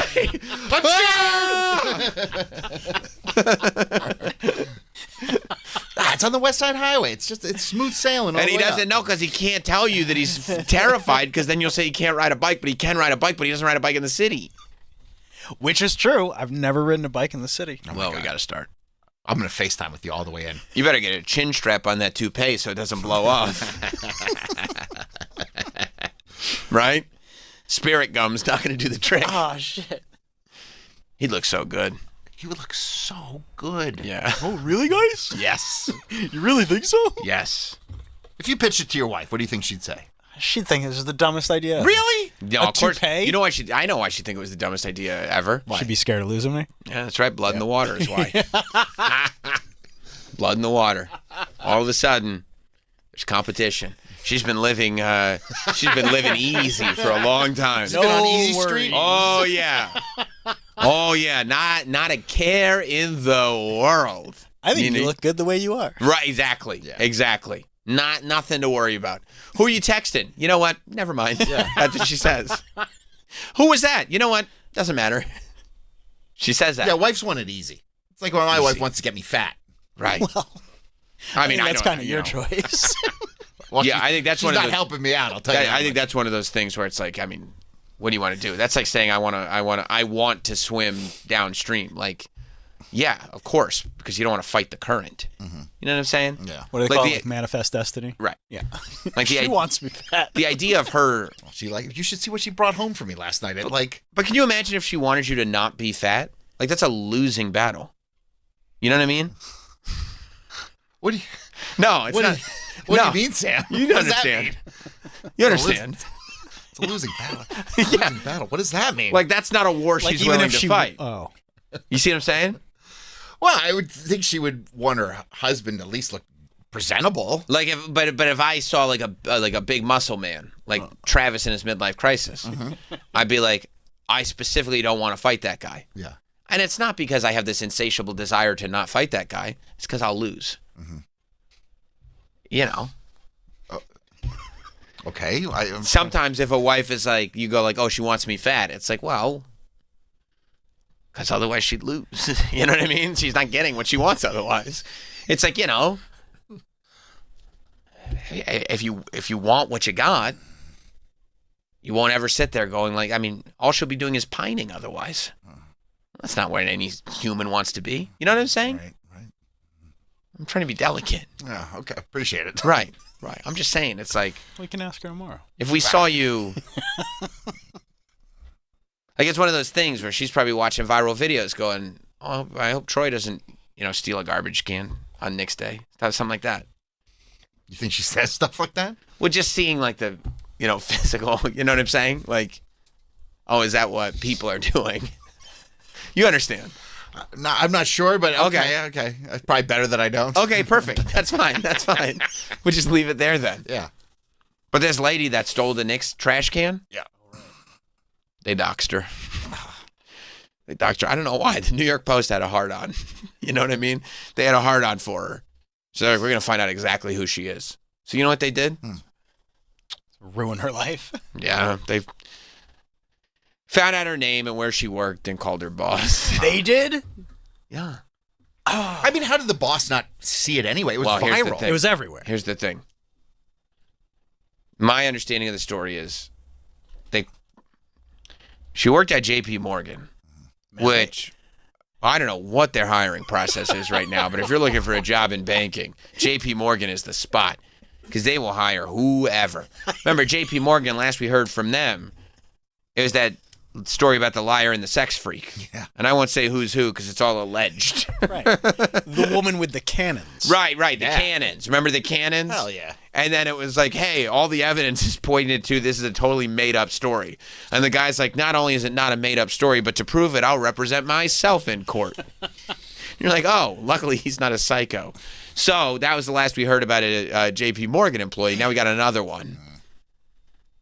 Apparently the woman who emptied the Knicks trash can was an executive at J.P. Morgan. Executive? Yeah. They must hate their Google News alerts. She was an executive. Yeah, these Google News alerts are terrible. She's an executive. Executive what? Well, I guess in like the DEI department. Of course. You know? Troy. Well, here's what it does. It opens up. Troy. It opens. That makes sense. Well, yeah, because of course, you know why? Of course, because now it becomes like for the sake of the story. Yeah. Now guess who's covering it up and down? Every right-wing thing ever. You know what I'm saying? It's like sometimes God just gives them to us. You know what I'm saying? That's the low-hanging fruit. Right. It's like, well, what do you think we're going to do? And you look at it and it's like, well, it's the frog and the scorpion. You go, why do you have to bring up it's a DEI executive? Because I'm a scorpion. That's what I like. Why'd you sting me, scorpion? What the fuck did you think I was going to do? This is what I do. It's in my DNA. You know? I bet they'd be screaming about her on Gutfeld. Oh, yeah, they'll be fired up tonight. Oh, yeah. Got to tune in. Yeah. So she was an executive. I think she was doing something like with the community stuff, outreach, whatever it was. Executive Director of Community and Industry Engagement. Right. Which is for even card and connected commerce. That's so many words. Card That's and too connect. much. So card and connected commerce. So that's like saying like for everybody that uses like a Chase card, I do stuff in the community, which is amazing because if you're an executive whose concentration is within like the community, and then they catch you on video dumping out garbage cans, you know, it's like a little ironic, no, to pour trash all over the community. But it was a Knicks color. It was the Knicks parade. It was a collectible garbage can. You can't tell me that garbage can wasn't collectible. I wanted the garbage can. I want the garbage can. Right. And I don't want the ones that they make. No. The ones from the parade, I want from the street. Free off the street. You know you painted those garbage cans knowing people are going to take them. You know that. But whatever. And it's a DI executive. Now it's got legs. You know what I mean? Now it's a whole other story for people. And you're like, well, now they're not going to leave her alone ever. Yeah, of course. You know?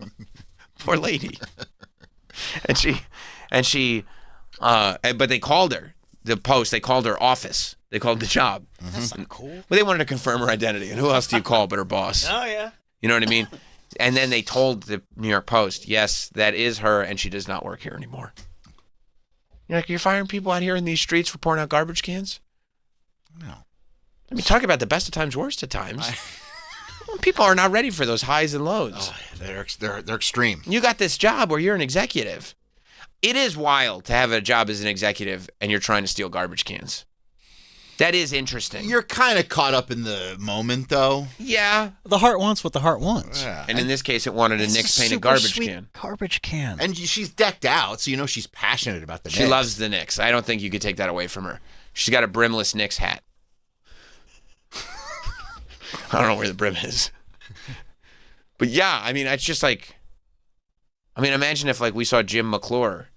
It's like, Jim, like, did you steal a garbage can? No, that wasn't me. I go, the guy is... He looks just like you, Jim. Yeah, was it? He was at the Flyers parade. First of all, dude, how did you even know it was collectible? You're colorblind. You don't have to say that. I'm just saying. That is the truth. How did you know? No, it wasn't me. No, somebody told me. It was a 7-foot tall guy. Of course it was you. I saw it. Stand out like a sore thumb. Yeah, you were towering over the whole parade. It was definitely you, dude.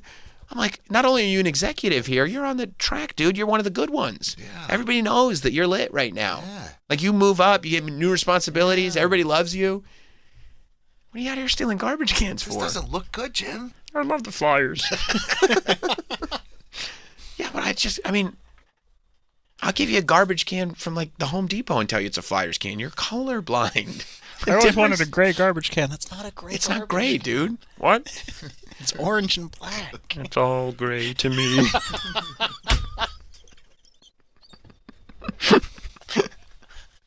Watching the World Cup, how come they keep handing out gray cards? They all wear the same jersey. Oh, that looks like a gray card. Did Bill Belichick just throw down a handkerchief? No. Oh, okay. No, he wouldn't know. I guess it's a bad example. He wouldn't know it was a Knicks trash can. No, that's a good point. But I'm saying, as an executive who's on the come up and everybody loves, I guess it's tough to separate, you as a person from you as an employee. I think people, work-life balance, everybody talks about it.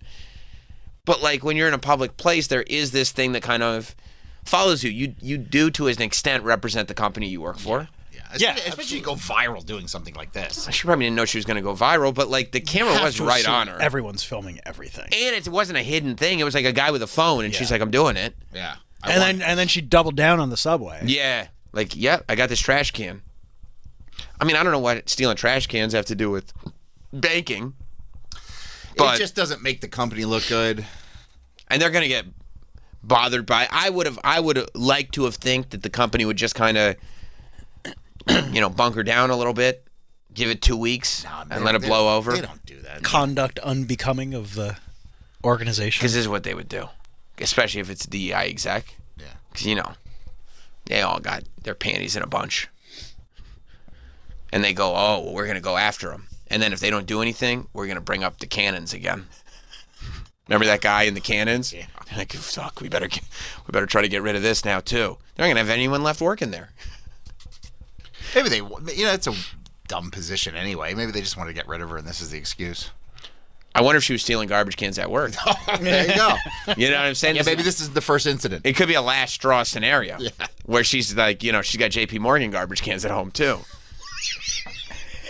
Who knows? I mean, anything's possible at this point. Maybe there was an aha moment where it's like all the employees have been complaining that somebody's stealing all their brimless hats, and they don't know who it is.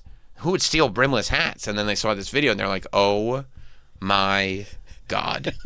It was her. It's her. It was her. It was her all along. Because you know what she's doing with that Knicks can? She's going to fill it up with brimless hats. That's going to be her hat rack. Oh, my God. Oh, they also reached out to the talent agency that she created. Come on, bro. Talent agency. Yeah, she co-founded a queer and black indigenous people of color owned talent agency. That sounds great. Okay. That sounds awesome. You wouldn't join. Well, yeah, they didn't immediately respond to comments. But yeah, I'm a straight white man. I'm the worst possible thing. They hate you, dude. Yeah. You're the whole reason we started this. Yep. Because of assholes like you. Oh man, I hope they don't kill the talent agency. Yeah. That's too bad. She should be able to. I mean, the ROI on that trash can though is not looking good. I'm sure that job had a nice 401k. Oh yeah, if you're an executive, yeah. Yeah. And Trump said 401ks went up 30,000, right? He had a specific number. Yeah. They went up 30,000. 30,000. So, but I thought it would. I figured it would depend on how much you have in it. But just percentage points. Yeah, he said $30,000, which is good. I could use 30,000.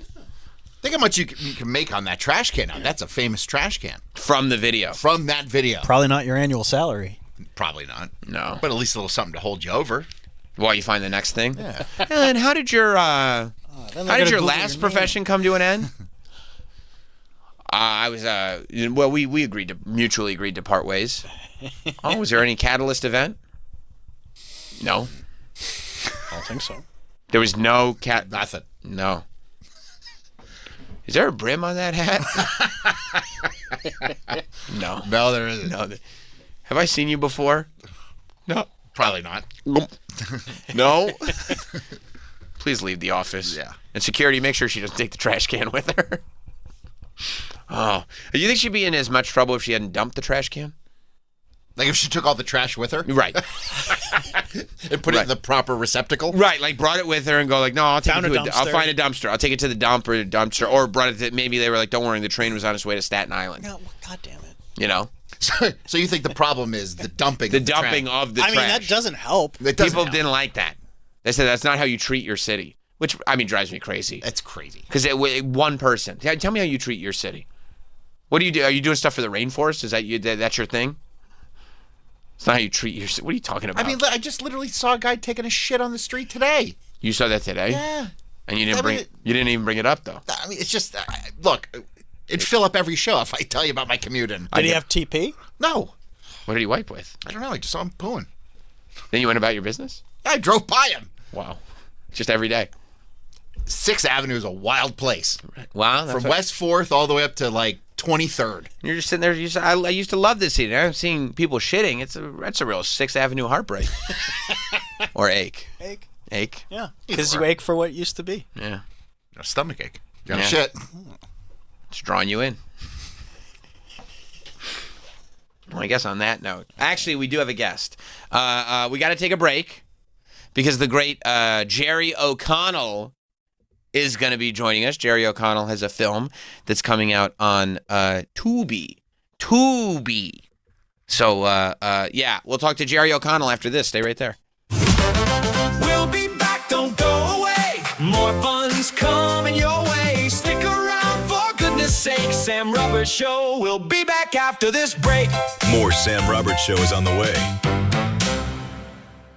Previously on Bennington. This is the butterfly. This is a literal butterfly effect. Can I just say this to you guys?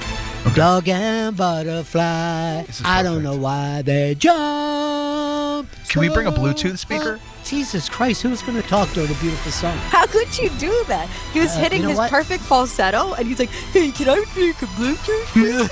I don't sound like that. The Bennington Show. Weekdays at noon East and anytime on the SiriusXM app. Conan here.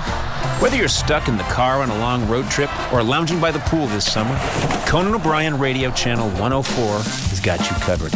Each week, you get a brand new episode of Conan O'Brien Needs a Friend, highlights from my many years of late night, and a whole slate of shows like the Andy Richter Call-In Show live. So kick your summer into high gear with Conan O'Brien Radio, Channel 104, right here on SiriusXM, or anytime on the SiriusXM app. Do you need emergency cash now? Then you need WeFixMoney.com. WeFixMoney.com can help you get up to $5,000 fast. If you need cash for bills, car repairs, rent, a vacation, or anything else, type WeFixMoney.com directly in your browser. WeFixMoney.com is free to use, available 24/7, and has an A rating with the Better Business Bureau. Millions of Americans have trusted WeFixMoney.com. Go to the site that you can trust. WeFixMoney.com. That's WeFixMoney.com. It's summer, and you know what that means. Storm season. You need the only app that predicts when and where lightning will strike. The Flash Weather AI app. Flash gives you hyper-local minute-by-minute forecasts that tell you exactly when the storm is rolling in and clearing out. Whether you're teeing off on Saturday morning or looking to plan for the week ahead, Flash has you covered. Search Flash Weather AI in your app store and download for free today. If you have a 2, 3, or 4% mortgage rate, don't refinance it. You don't have to, but you can still get cash out of your home. Introducing Loan Pronto's zero-cost equity loan. Get all the cash you need without touching your first mortgage and without any fees. One local homeowner just got $100,000, paid off all their credit cards, paid off their existing HELOC, remodeled their kitchen, and saved over $1,500 per month. And it gets better. There's no hard credit pull up front, usually no appraisal, no long drawn-out process. And listen, no closing costs. You may even be able to skip your next 2 house payments. Loan Pronto, 2,800 5-star Google reviews. Call Loan Pronto now, 855-2 Leave your low-rate mortgage intact to get the cash you need in as little as 2 weeks without paying closing costs. LoanPronto.com. See how much you can get right now. 855-2-PRONTO, 855-2-PRONTO. For qualified homeowners, Equal Housing Lender, NMLS 1661781, NMLS ConsumerAccess.org. At University of Maryland Global Campus, we give our students credit where credit is due. Credit for deciding in the middle of rush hour traffic to go back and get their bachelor's and a promotion. Credit for managing 3 kids, 2 dogs, and a full-time job to pursue an MBA. And credit for serving in the military by day so they can study cybersecurity at night. For over 75 years, we've been helping students receive the credit they deserve.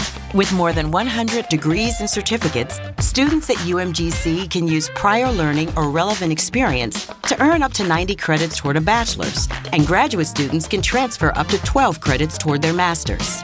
At UMGC, you'll find everything: online and hybrid courses, lifetime career services to scholarship opportunities, making your education journey flexible, fast, and affordable. Classes start soon. Learn more at umgc.edu. That's umgc.edu. Certified to operate in Virginia by Chev.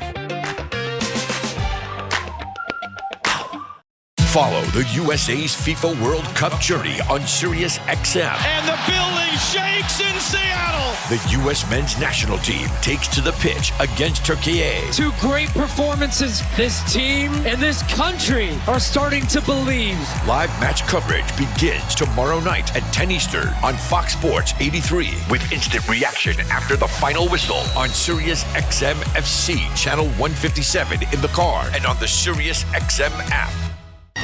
Thursday on Fox. What a huge moment.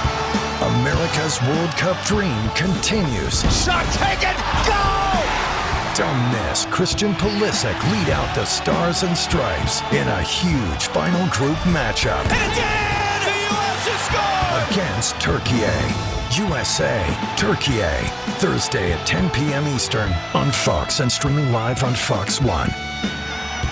Chuck McDowell here with Red Pocket Mobile. How long have you been stuck with the same phone plan? 2 years? 5? 10? Are you tired of surprise fees and confusing bills? Switch to Red Pocket Mobile. With Red Pocket Mobile, premium 5G plans start at just $10 a month. Pick a plan, lock in your rate, and that's the number you'll see on your bill every month. No hidden fees and no long-term contracts. And here's the kicker. Red Pocket lets you choose from 3 major 5G networks, not just one. Pick the network that actually works where you live and where you work. Try one, and if you like it, keep it. If not, switch to another. Never be stuck with a single network again. Plus, keep your phone, keep your number. Red Pocket Mobile, your new ultimate cell carrier. New customers can switch and save 50%. Choose from all 3 major 5G networks with one locked-in low price and no contracts at redpocket.com. Redpocket.com. If watching TV has gotten way too complicated for you, then here's some good news. You can say goodbye to a million different subscriptions, wasting money, and endless searching for something to watch. And say hello to Philo, a better way to TV. Philo's the only streaming service that keeps you in mind, making TV easy and affordable without sacrificing quality or the channels you love. With Philo, there's a package that's right for you. Whether you're looking for the best live TV on more than 70 channels with a huge library of movies and shows and an unlimited DVR, or you're looking to upgrade your experience with Philo's bundle, unlocking access to even more blockbuster films and top-rated shows on HBO Max Basic with ads, Discovery Plus, and AMC Plus. Whatever you choose, with Philo, you're getting great TV for an even better price. Find out more at philo.tv. Subscriptions auto-renew, cancel anytime, see philo.tv for more. Navigating life stages, Caring Transitions offers support for every step of the way. For seniors relocating or downsizing, we offer a compassionate, individualized approach that provides comprehensive solutions. Estate sales, our experts will list your items on our exclusive online platform, CT Bids, preserving memories and keeping your family's best interests at heart. Do we have a date? July 3rd. You're going to stream it? No, last time I said July 3rd, I got a call from our boss, Josh. I'm looking at the 2B Super Publicist now, and he immediately sent me a frantic text. And I have an Android, too, so he was like, first of all, I hate to I hate the fact that you have an Android. And secondly, I can't believe you said that we're coming out on July 3rd. We've given that exclusive to, you would know as a super publicist. Oh, there was Entertainment Weekly or People Magazine or one of those things. And you have to take that post down. But yeah, July 3rd, it's a great family movie. It's a lot of fun. I play a stepfather who goes on vacation with a woman he's trying to court and maybe propose to, and her stepchildren are going to ruin that proposal. Anybody have step parents here? I do not. My wife has step parents. Troy has step parents. Okay. Hi, Troy. Jerry. No, my wife has step parents, and man, it's a crazy relationship. Oh yeah, Troy also comes from his background is not the most familial. It's probably not to be, I mean, like he's talked about, being raised in a loveless environment, right? Which I don't think. I mean, summer's last resort is probably a little more fun and lighthearted. Yes, I would hope. Yeah, than Troy's Allentown upbringing. Absolute misery growing up. Oh man, I'm so sorry. Yeah. Okay, man. Troy, is there anything that you see that really just triggers you? Like for me, if I see, I'm not kidding. If I see so I'm from I was born in the 70s, and if I see a brown or mustard, like that color that was very popular, like a yellow, it brings me back, and I just think of cigarette smoke and alcohol and dysfunction. Do you have anything that triggers you? When my mom talks about her fibromyalgia. That could do the same thing. That's triggering. Yeah, that's tough. But Summer's Last the Resort is parent thing is a weird thing. And, but Summer's Last Resort is a little more lighthearted. I shouldn't get so serious. Let me just look over the Tubi publicist and make sure that I'm doing okay. Good. Thumbs up. Thumbs up. Yeah, it's a lighthearted thing. But that said, I'm actually here for another reason, Sam. First of all, you and I are very old friends, and it's awesome to see you thriving and actually have a show that's called the Sam Roberts Show. This is technically it's called Sam Roberts Show with a possessive apostrophe. There's no the. Oh, okay. Sorry. I apologize. MB. My bad. But I'm actually on here to, I was going to say quash beef, but really it's to really ask questions. Okay. So the Bonfire is also here on Faction on this station, correct? Yes, the Bonfire's on at 5 p.m., I think. Bonfire, Big J. Okerson. Oh, yeah. Dan Soder. For some reason, those guys hate, and I say hate with a capital H, hate me. You? Me. I get easy to love. I don't know. I try to live my life, Sam, and you actually know this firsthand. Yeah. Troy kind of does too, now that we've talked about his childhood. I try to live my life with no resentments or no beef with anybody, just because it makes I have a theory that it makes you uneasy and makes your life unbalanced, Yeah. So if I had a beef with Big J. Okerson and the cats over at the Bonfire, I would want to talk it out. So a lot of times you say hey, what's my part in that beef? What did I do to Big J. Okerson? That's very mature. I have no clue. I did nothing. Well, how do you know that they hate you? Because I did an AMA. That's abbreviated for Ask Me Anything. Wow. These are jokes. On Reddit for Summer's Last Resort about a couple that's divorced stepdad. It's not angry though and sad like Troy's life. It's like a happy movie. Sorry, Troy. Tell me if Troy, because Troy's sitting in back of me. Tell me if he's about to hit me with something. No, he said he finds your description to be very accurate. Okay, tell me if he's about to throw a stapler at my head. I was doing an AMA, Ask Me Anything, on Reddit, and I would say 50% of the questions coming in were, haha, Big J. Okerson hates you, you suck. Oh, no. You suck. And I was about to say, who is Big J. Okerson? I know who Big J. Okerson is. I just saw him on, but I was about to say, what's his beef? But I didn't want to get into it because I wanted to keep it light and funny for Tubi. I love that streaming platform. It's great. I work for them. But I'm here to figure this out. I'm here to ask. Yeah. What did I do and how can I mend this? So, the only thing I can think of is that you may be catching strays due to something Corey Feldman related? Okay, Is so this possible? It is interesting that you say that because I am doing a live tour of Stand By Me. So I was in Stand By Me for your younger listeners. And that's a movie? Stand By Me was a movie about 4 boys. Okay. For your younger listeners of, I was about to say the again. Oh, that's tough. Sam Roberts show. Good. Sorry, That's didn't great. say the. No, that's great. Oh, thank goodness. I'm doing a live tour. It's actually really cool. So, cons and like personal appearances, is that what you call it? Sure. Personal Meet and greets? Meet and greets are like a thing now. Yeah. So this company said we're gonna tour, go to venues. By the way, big venues, like 3,000 seat, 4,000 seat venues. We showed the movie Stand By Me, which I was in. I was one of the 4 boys. And then the cast answer questions from the audience and have it's so Great. much fun. It's really, I was 11 when I made that movie. So it's like, it's almost like, I know I'm like joking about this. Troy, please don't hit me. It's almost like Troy working through some stuff in like Allentown, like when he was a kid. Like, yeah. It's like you got to talk about these things, right, Troy?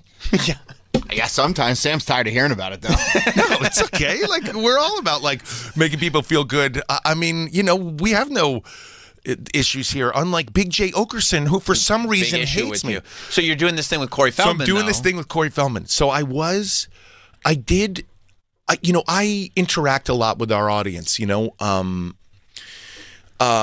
Corey Feldman, who is a way bigger star than me, everyone knows this. He's a musical star. He's a film star. He's been in a lot of hit things. We might have teased him once or twice on the show. He sort of is more backstage, and he's a higher end actor than I am.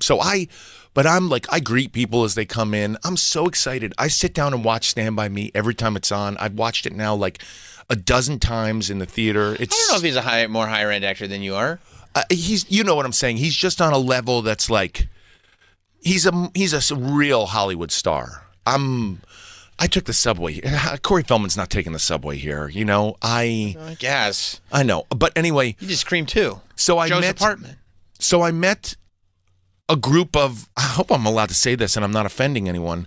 I met a group of juggalos who came in. They were dressed as juggalos. Love that. Okay. Family. And I saw them, and I was excited to see them. It's like seeing, if I don't know, you're on safari, you see a giraffe. I was like, it's just not something you see every day. I was like, check out these juggalos. I was like, and they walked in, and I was like, juggalos, what's up? And they were like, hey, what's up? And all juggalos sort of talk like this, And they were like, hey, what's up, brother? You're in the movie, right? And I was like, yeah. I was like, I can't believe you're the first juggalos I've ever met. This is crazy. I got to get a picture with the juggalos. Like, juggalos love Stand By Me. I didn't know this. Like, I didn't know that either.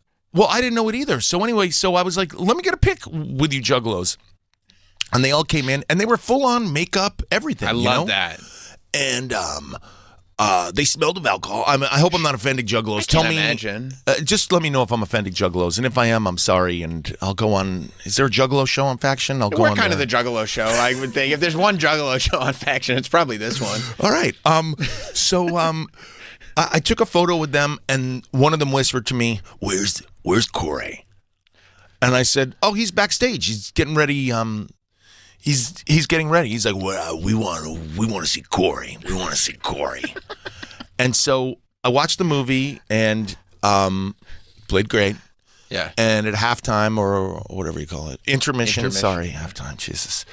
I went backstage and I went, "Hey, Corey, there was a bunch of juggalos who are here to see you, man. You have a juggalo fan base."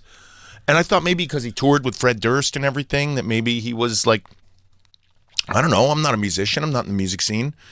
And his like ears, like the hair on the hair on the back of his neck went up, and he went, "Juggalos?" And I went, "Yeah." And he was like, "Bonfire Radio, Faction, Bonfire." And I was like, "What's going on?" And he was like, "Oh, man, they're on me, man. They're on me." But we met the Juggalos. We took a photo with them. They were super nice. So, like, I was liked like the Juggalos. Yeah, I was like, well, Corey. also, why are the Juggalos from Bonfire? I don't know. I mean, I think so. I think what you're saying is that maybe Big J. Okerson, yeah, makes fun of Corey, and like maybe because I'm affiliated with Corey, and I am affiliated with Corey. He's one of my oldest friends. Yes. I will protect him at all costs. I really admire do. that. He's struggled with a lot. He's dealt with a lot. You know, it's funny doing the Stand By Me live tour. Sorry to get Troy on everybody here, but like I had a really fun experience with Stand By Me. I was 11. I was on a set. I couldn't believe it. I couldn't believe how much fun a set was. I couldn't believe for a hyperactive child that being in front of a camera was like, you weren't told to like shut up and sit on your hands and go to the principal's office. You were actually encouraged to be a little crazy. But for some of my other co-stars on that, it was a harrowing experience for them. You know, it was like they had parents who were abusive, not necessarily physically abusive, but like emotionally abusive. You know, they were like, it's like the horror of like stage kids, stage parents, you know, like parents who make their kids work in the entertainment industry, you know, like, so like I protect Corey a lot, you know, like he's like been through a lot and he's thriving and he's got a great music career. Yeah. And he's just doing really well, and I'm like really proud of him, and I'm very protective of him. That said, listen, I'm here on Faction, and I want to let Big J know if he ever wants to talk. I'll give you my phone number. I can call. We can Zoom in. Okay. I'm sorry if I offended him in any way. I don't think I have. There's no way I have. There's no way I have said anything negative about Big J Okerson. I thought he did a great job on the roast. But that's a wild thing to be like, I apologize for offending him. I've never offended him. Because I've done something to rub him the wrong way. And if it's my face, then I can't apologize for that. Can't do that. But you know. But what if it's your essence? You know, that's what I would be worried about. You wouldn't, but you don't. I wouldn't change your essence just for Big J. I'm not going to change. You can't. Look, Big J needs to understand some things also before we have this meeting. Mm-hmm. I'm not changing my essence for Big J. Okay, Okerson. that should be straight so up. If he has an issue with my essence, that's Big J's problem. That's right, because I've always enjoyed your essence. I think you have a wonderful essence. Yeah. But that's so. Yeah, I wonder. We'll have to go back and research that. We'll certainly pass this along to the Bonfire. Yeah. Okay. So, like anyone, I'm sure some. Is there a word we use for the people who listen to the Bonfire? The Bonnies. What do they call them? Campers or campers? Campers. So if any campers are listening to this, and I'm sure they are, because you know, as in broadcast, a lot of people just when they're on one network, they stay on that network. The channel they like. So please, campers, let Big J Okerson know I'm ready to talk. Let's open up this Strait of Hormuz. You're ready? Yeah, let's do it. Yeah, that's right. Let's squash this thing. Let's sit down and talk. I'll stop. Like you stop bombing Lebanon. I'll open up this blockade. It'll be tit for tat. Let's bury this. For somebody who doesn't like conflict, clearly, when they tried to cancel you after the Bill Maher thing, were you going crazy? Okay, so let me just explain to everyone what happened here. That was the last podcast I ever do, by the way. I did Bill Maher's Club Random podcast. I know Bill Maher for decades. He and I starred in a little film called Tomcats, which no one saw. I saw that movie, Tomcats. Okay, Sam from now on. Sam Roberts show. Nailed it. Saw Tomcats. It was sort of like they made it right after American Pie, right. You know, which is sort of the story of my career. I've never been in like the first one. I've always been in like the copies. I've been in like the DVD movie versions of like the hit movies. Sure. The in the bin DVD movie versions of the hit movies. Right. Which is okay. I've made a career out of it. Look, you're in the bin. I'm here. You know what I'm saying? Listen, here I am. 40 years. There it is. Look at that Tomcats. Yeah. Right there front and center, too. Who's that, Horatio Sands? Horatio Sands. Shannon Elizabeth, beautiful young lady, just joined OnlyFans. Jamie Presley, gorgeous By the way, young lady. Didn't Jamie Presley just join OnlyFans, too? Is that true? Yeah. Let's give them a plug. They're both on OnlyFans. Love that. Pay that, and forget about that monthly. Pay the annual. Just do it all. Say, do the annual, especially any Tomcats fans out there. That's huge. By the way, they are gorgeous young ladies. Yeah. I would highly suggest I'm sure their content is great. They're big stars, so I'm sure it's really good. So I'm happy for them. And I should say, I don't know about Jamie's OnlyFans, but I know Shannon's OnlyFans. A lot of it goes to, she's deep into animal rescue, so I know a lot of that that's money. wonderful. I think all of her money goes straight into animal rescue. That said, I did a movie Tomcats with Bill Maher, and really liked him, and I do enjoy him as a broadcaster. I think some of his views these days are, he's a lot of his views are a little extreme for me sometimes these days. But I do listen to him, and I like his theme of I talk to the left and the right. That's his whole theme. It's his whole theme, which is quite different from. I can't believe I'm saying this. Mainstream sort of media, Yeah, lame stream, you mean, right? No, Is that what you're saying? Lame stream media. Oh gosh, the Tubi publicist just picked up Troy's stapler. Lame stream media. Sorry, no time for that. Sorry, Tubi super publicist. We're not getting into this. But he did a podcast, and I saw him at a party, and he said, "Hey man, come and do my podcast." And I was like, "Oh yeah." I listen to it all the time. I went, hey, listen, I'm not going to get too political on there. He was like, I don't care. Just come and smoke a joint with me and hang out. And I went and did his podcast, and it immediately became like, I said, how about these trans athletes? Like, that's crazy, right? You're like, oh no. And then the thing about that is you have to answer something. And it's so funny. So on social media, if you answer it, you're taking a side, and therefore that's it. That's it. You're lighting I can't believe I keep mentioning this. You're lighting a bonfire. And so I told a story, and I want to apologize to my wife and children before I retell this story. So I apologize to them. I apologize to Big J. Okerson for nothing. Fuck you, Big J. Okerson. Yeah, there I'm it kidding. is. Finally. No. I apologize to my wife and children for what I'm about to retell. He said, I let him know I went to a Kamala Harris rally, and it was really exciting. And who sang? One of those big pop stars sang, and I paid big money, and we went, and it was a lot of fun. And he went, well, I bet you feel pretty stupid now. And I was like, well, no, I mean, like, that's what we voted for, my wife and kids. And he was like, yeah, but like, didn't you realize, like, he said something like, he said, didn't you realize, like, it was a mistake in how they were running that campaign? And I said, well, it's funny you say that, but, Bill Maher called me a woke. I apologize if anyone's offended by this. Wow, I'm apologizing a lot. He called me a woke pussy. He said, why are you such a woke pussy? And he said it in jest, and it made me laugh. And it made me laugh. It's just funny to hear those terms. Tubi super publicist is flinching back there. He said, why are you such a woke pussy? And I went, I'll tell you why I'm a woke P-word. Good, you don't want to repeat it. I'm a woke P-word because I live in California, and California is a very liberal state, and my wife and children, who are my wife and my daughters, the night Donald Trump was elected, became very upset, and they became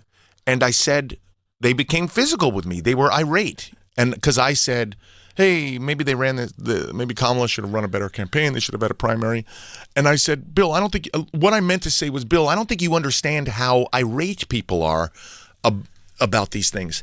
And so that became a story of my wife and children beat the shit out of me because Donald Trump won. I mean, you watch the clip and you go, I don't think that this is a report of actual assault here. This is lighthearted. And so that became...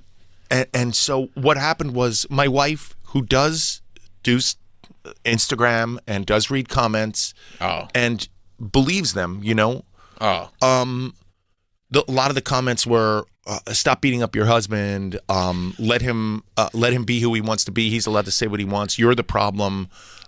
Liberal violence like you is the problem. And my wife became irate. I got to tell you, I'm not going to... we haven't been to a couples therapist in a little bit. It came close to that. Wow. But I'm too cheap, so I was like, can't we just go on ChatGPT and see Smart. where my problem was here? Smart. So I want I'm ChatGPT. ready to apologize. Yeah, We'll just go on ChatGPT. And so I do want to deeply apologize to my wife and my children for saying that. I did put them in a bad position, especially in this social media age. No one became physical with me. I just wanted to explain that they were upset.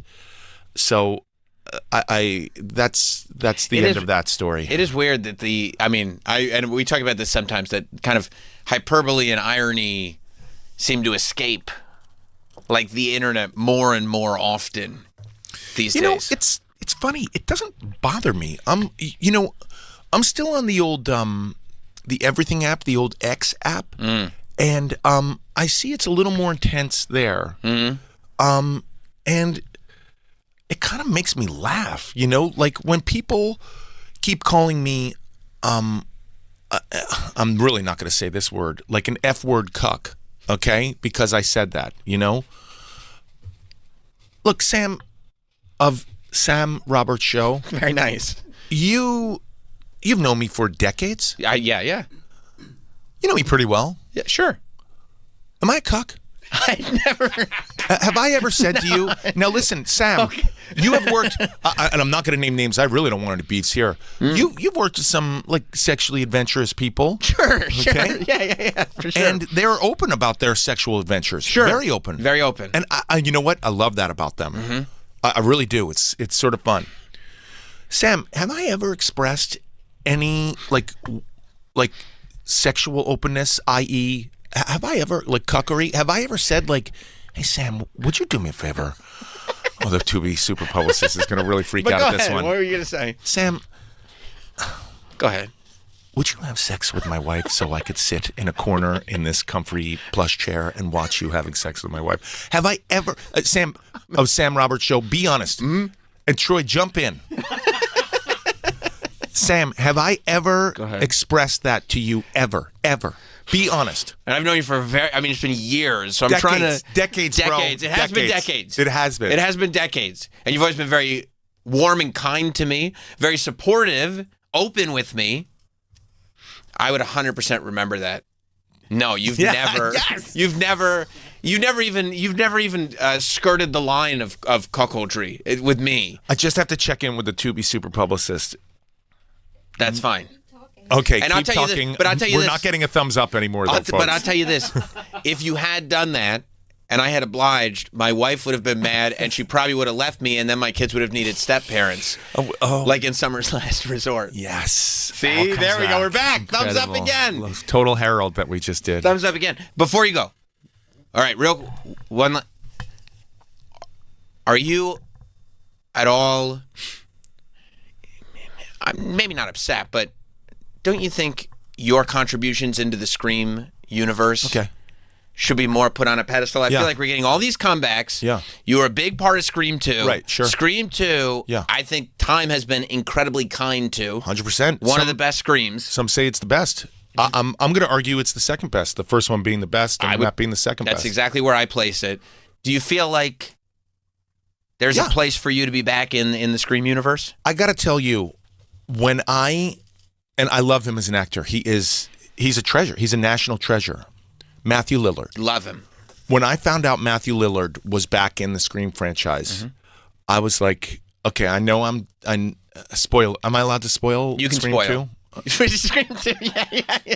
Yes, I'm okay with it. I'm okay. Everybody plug your ears. 26 years? That's right. All right, I'm going to spoil it, everybody. Spoil it. Scream 2 spoilers coming. Yeah, turn off action. Turn it off.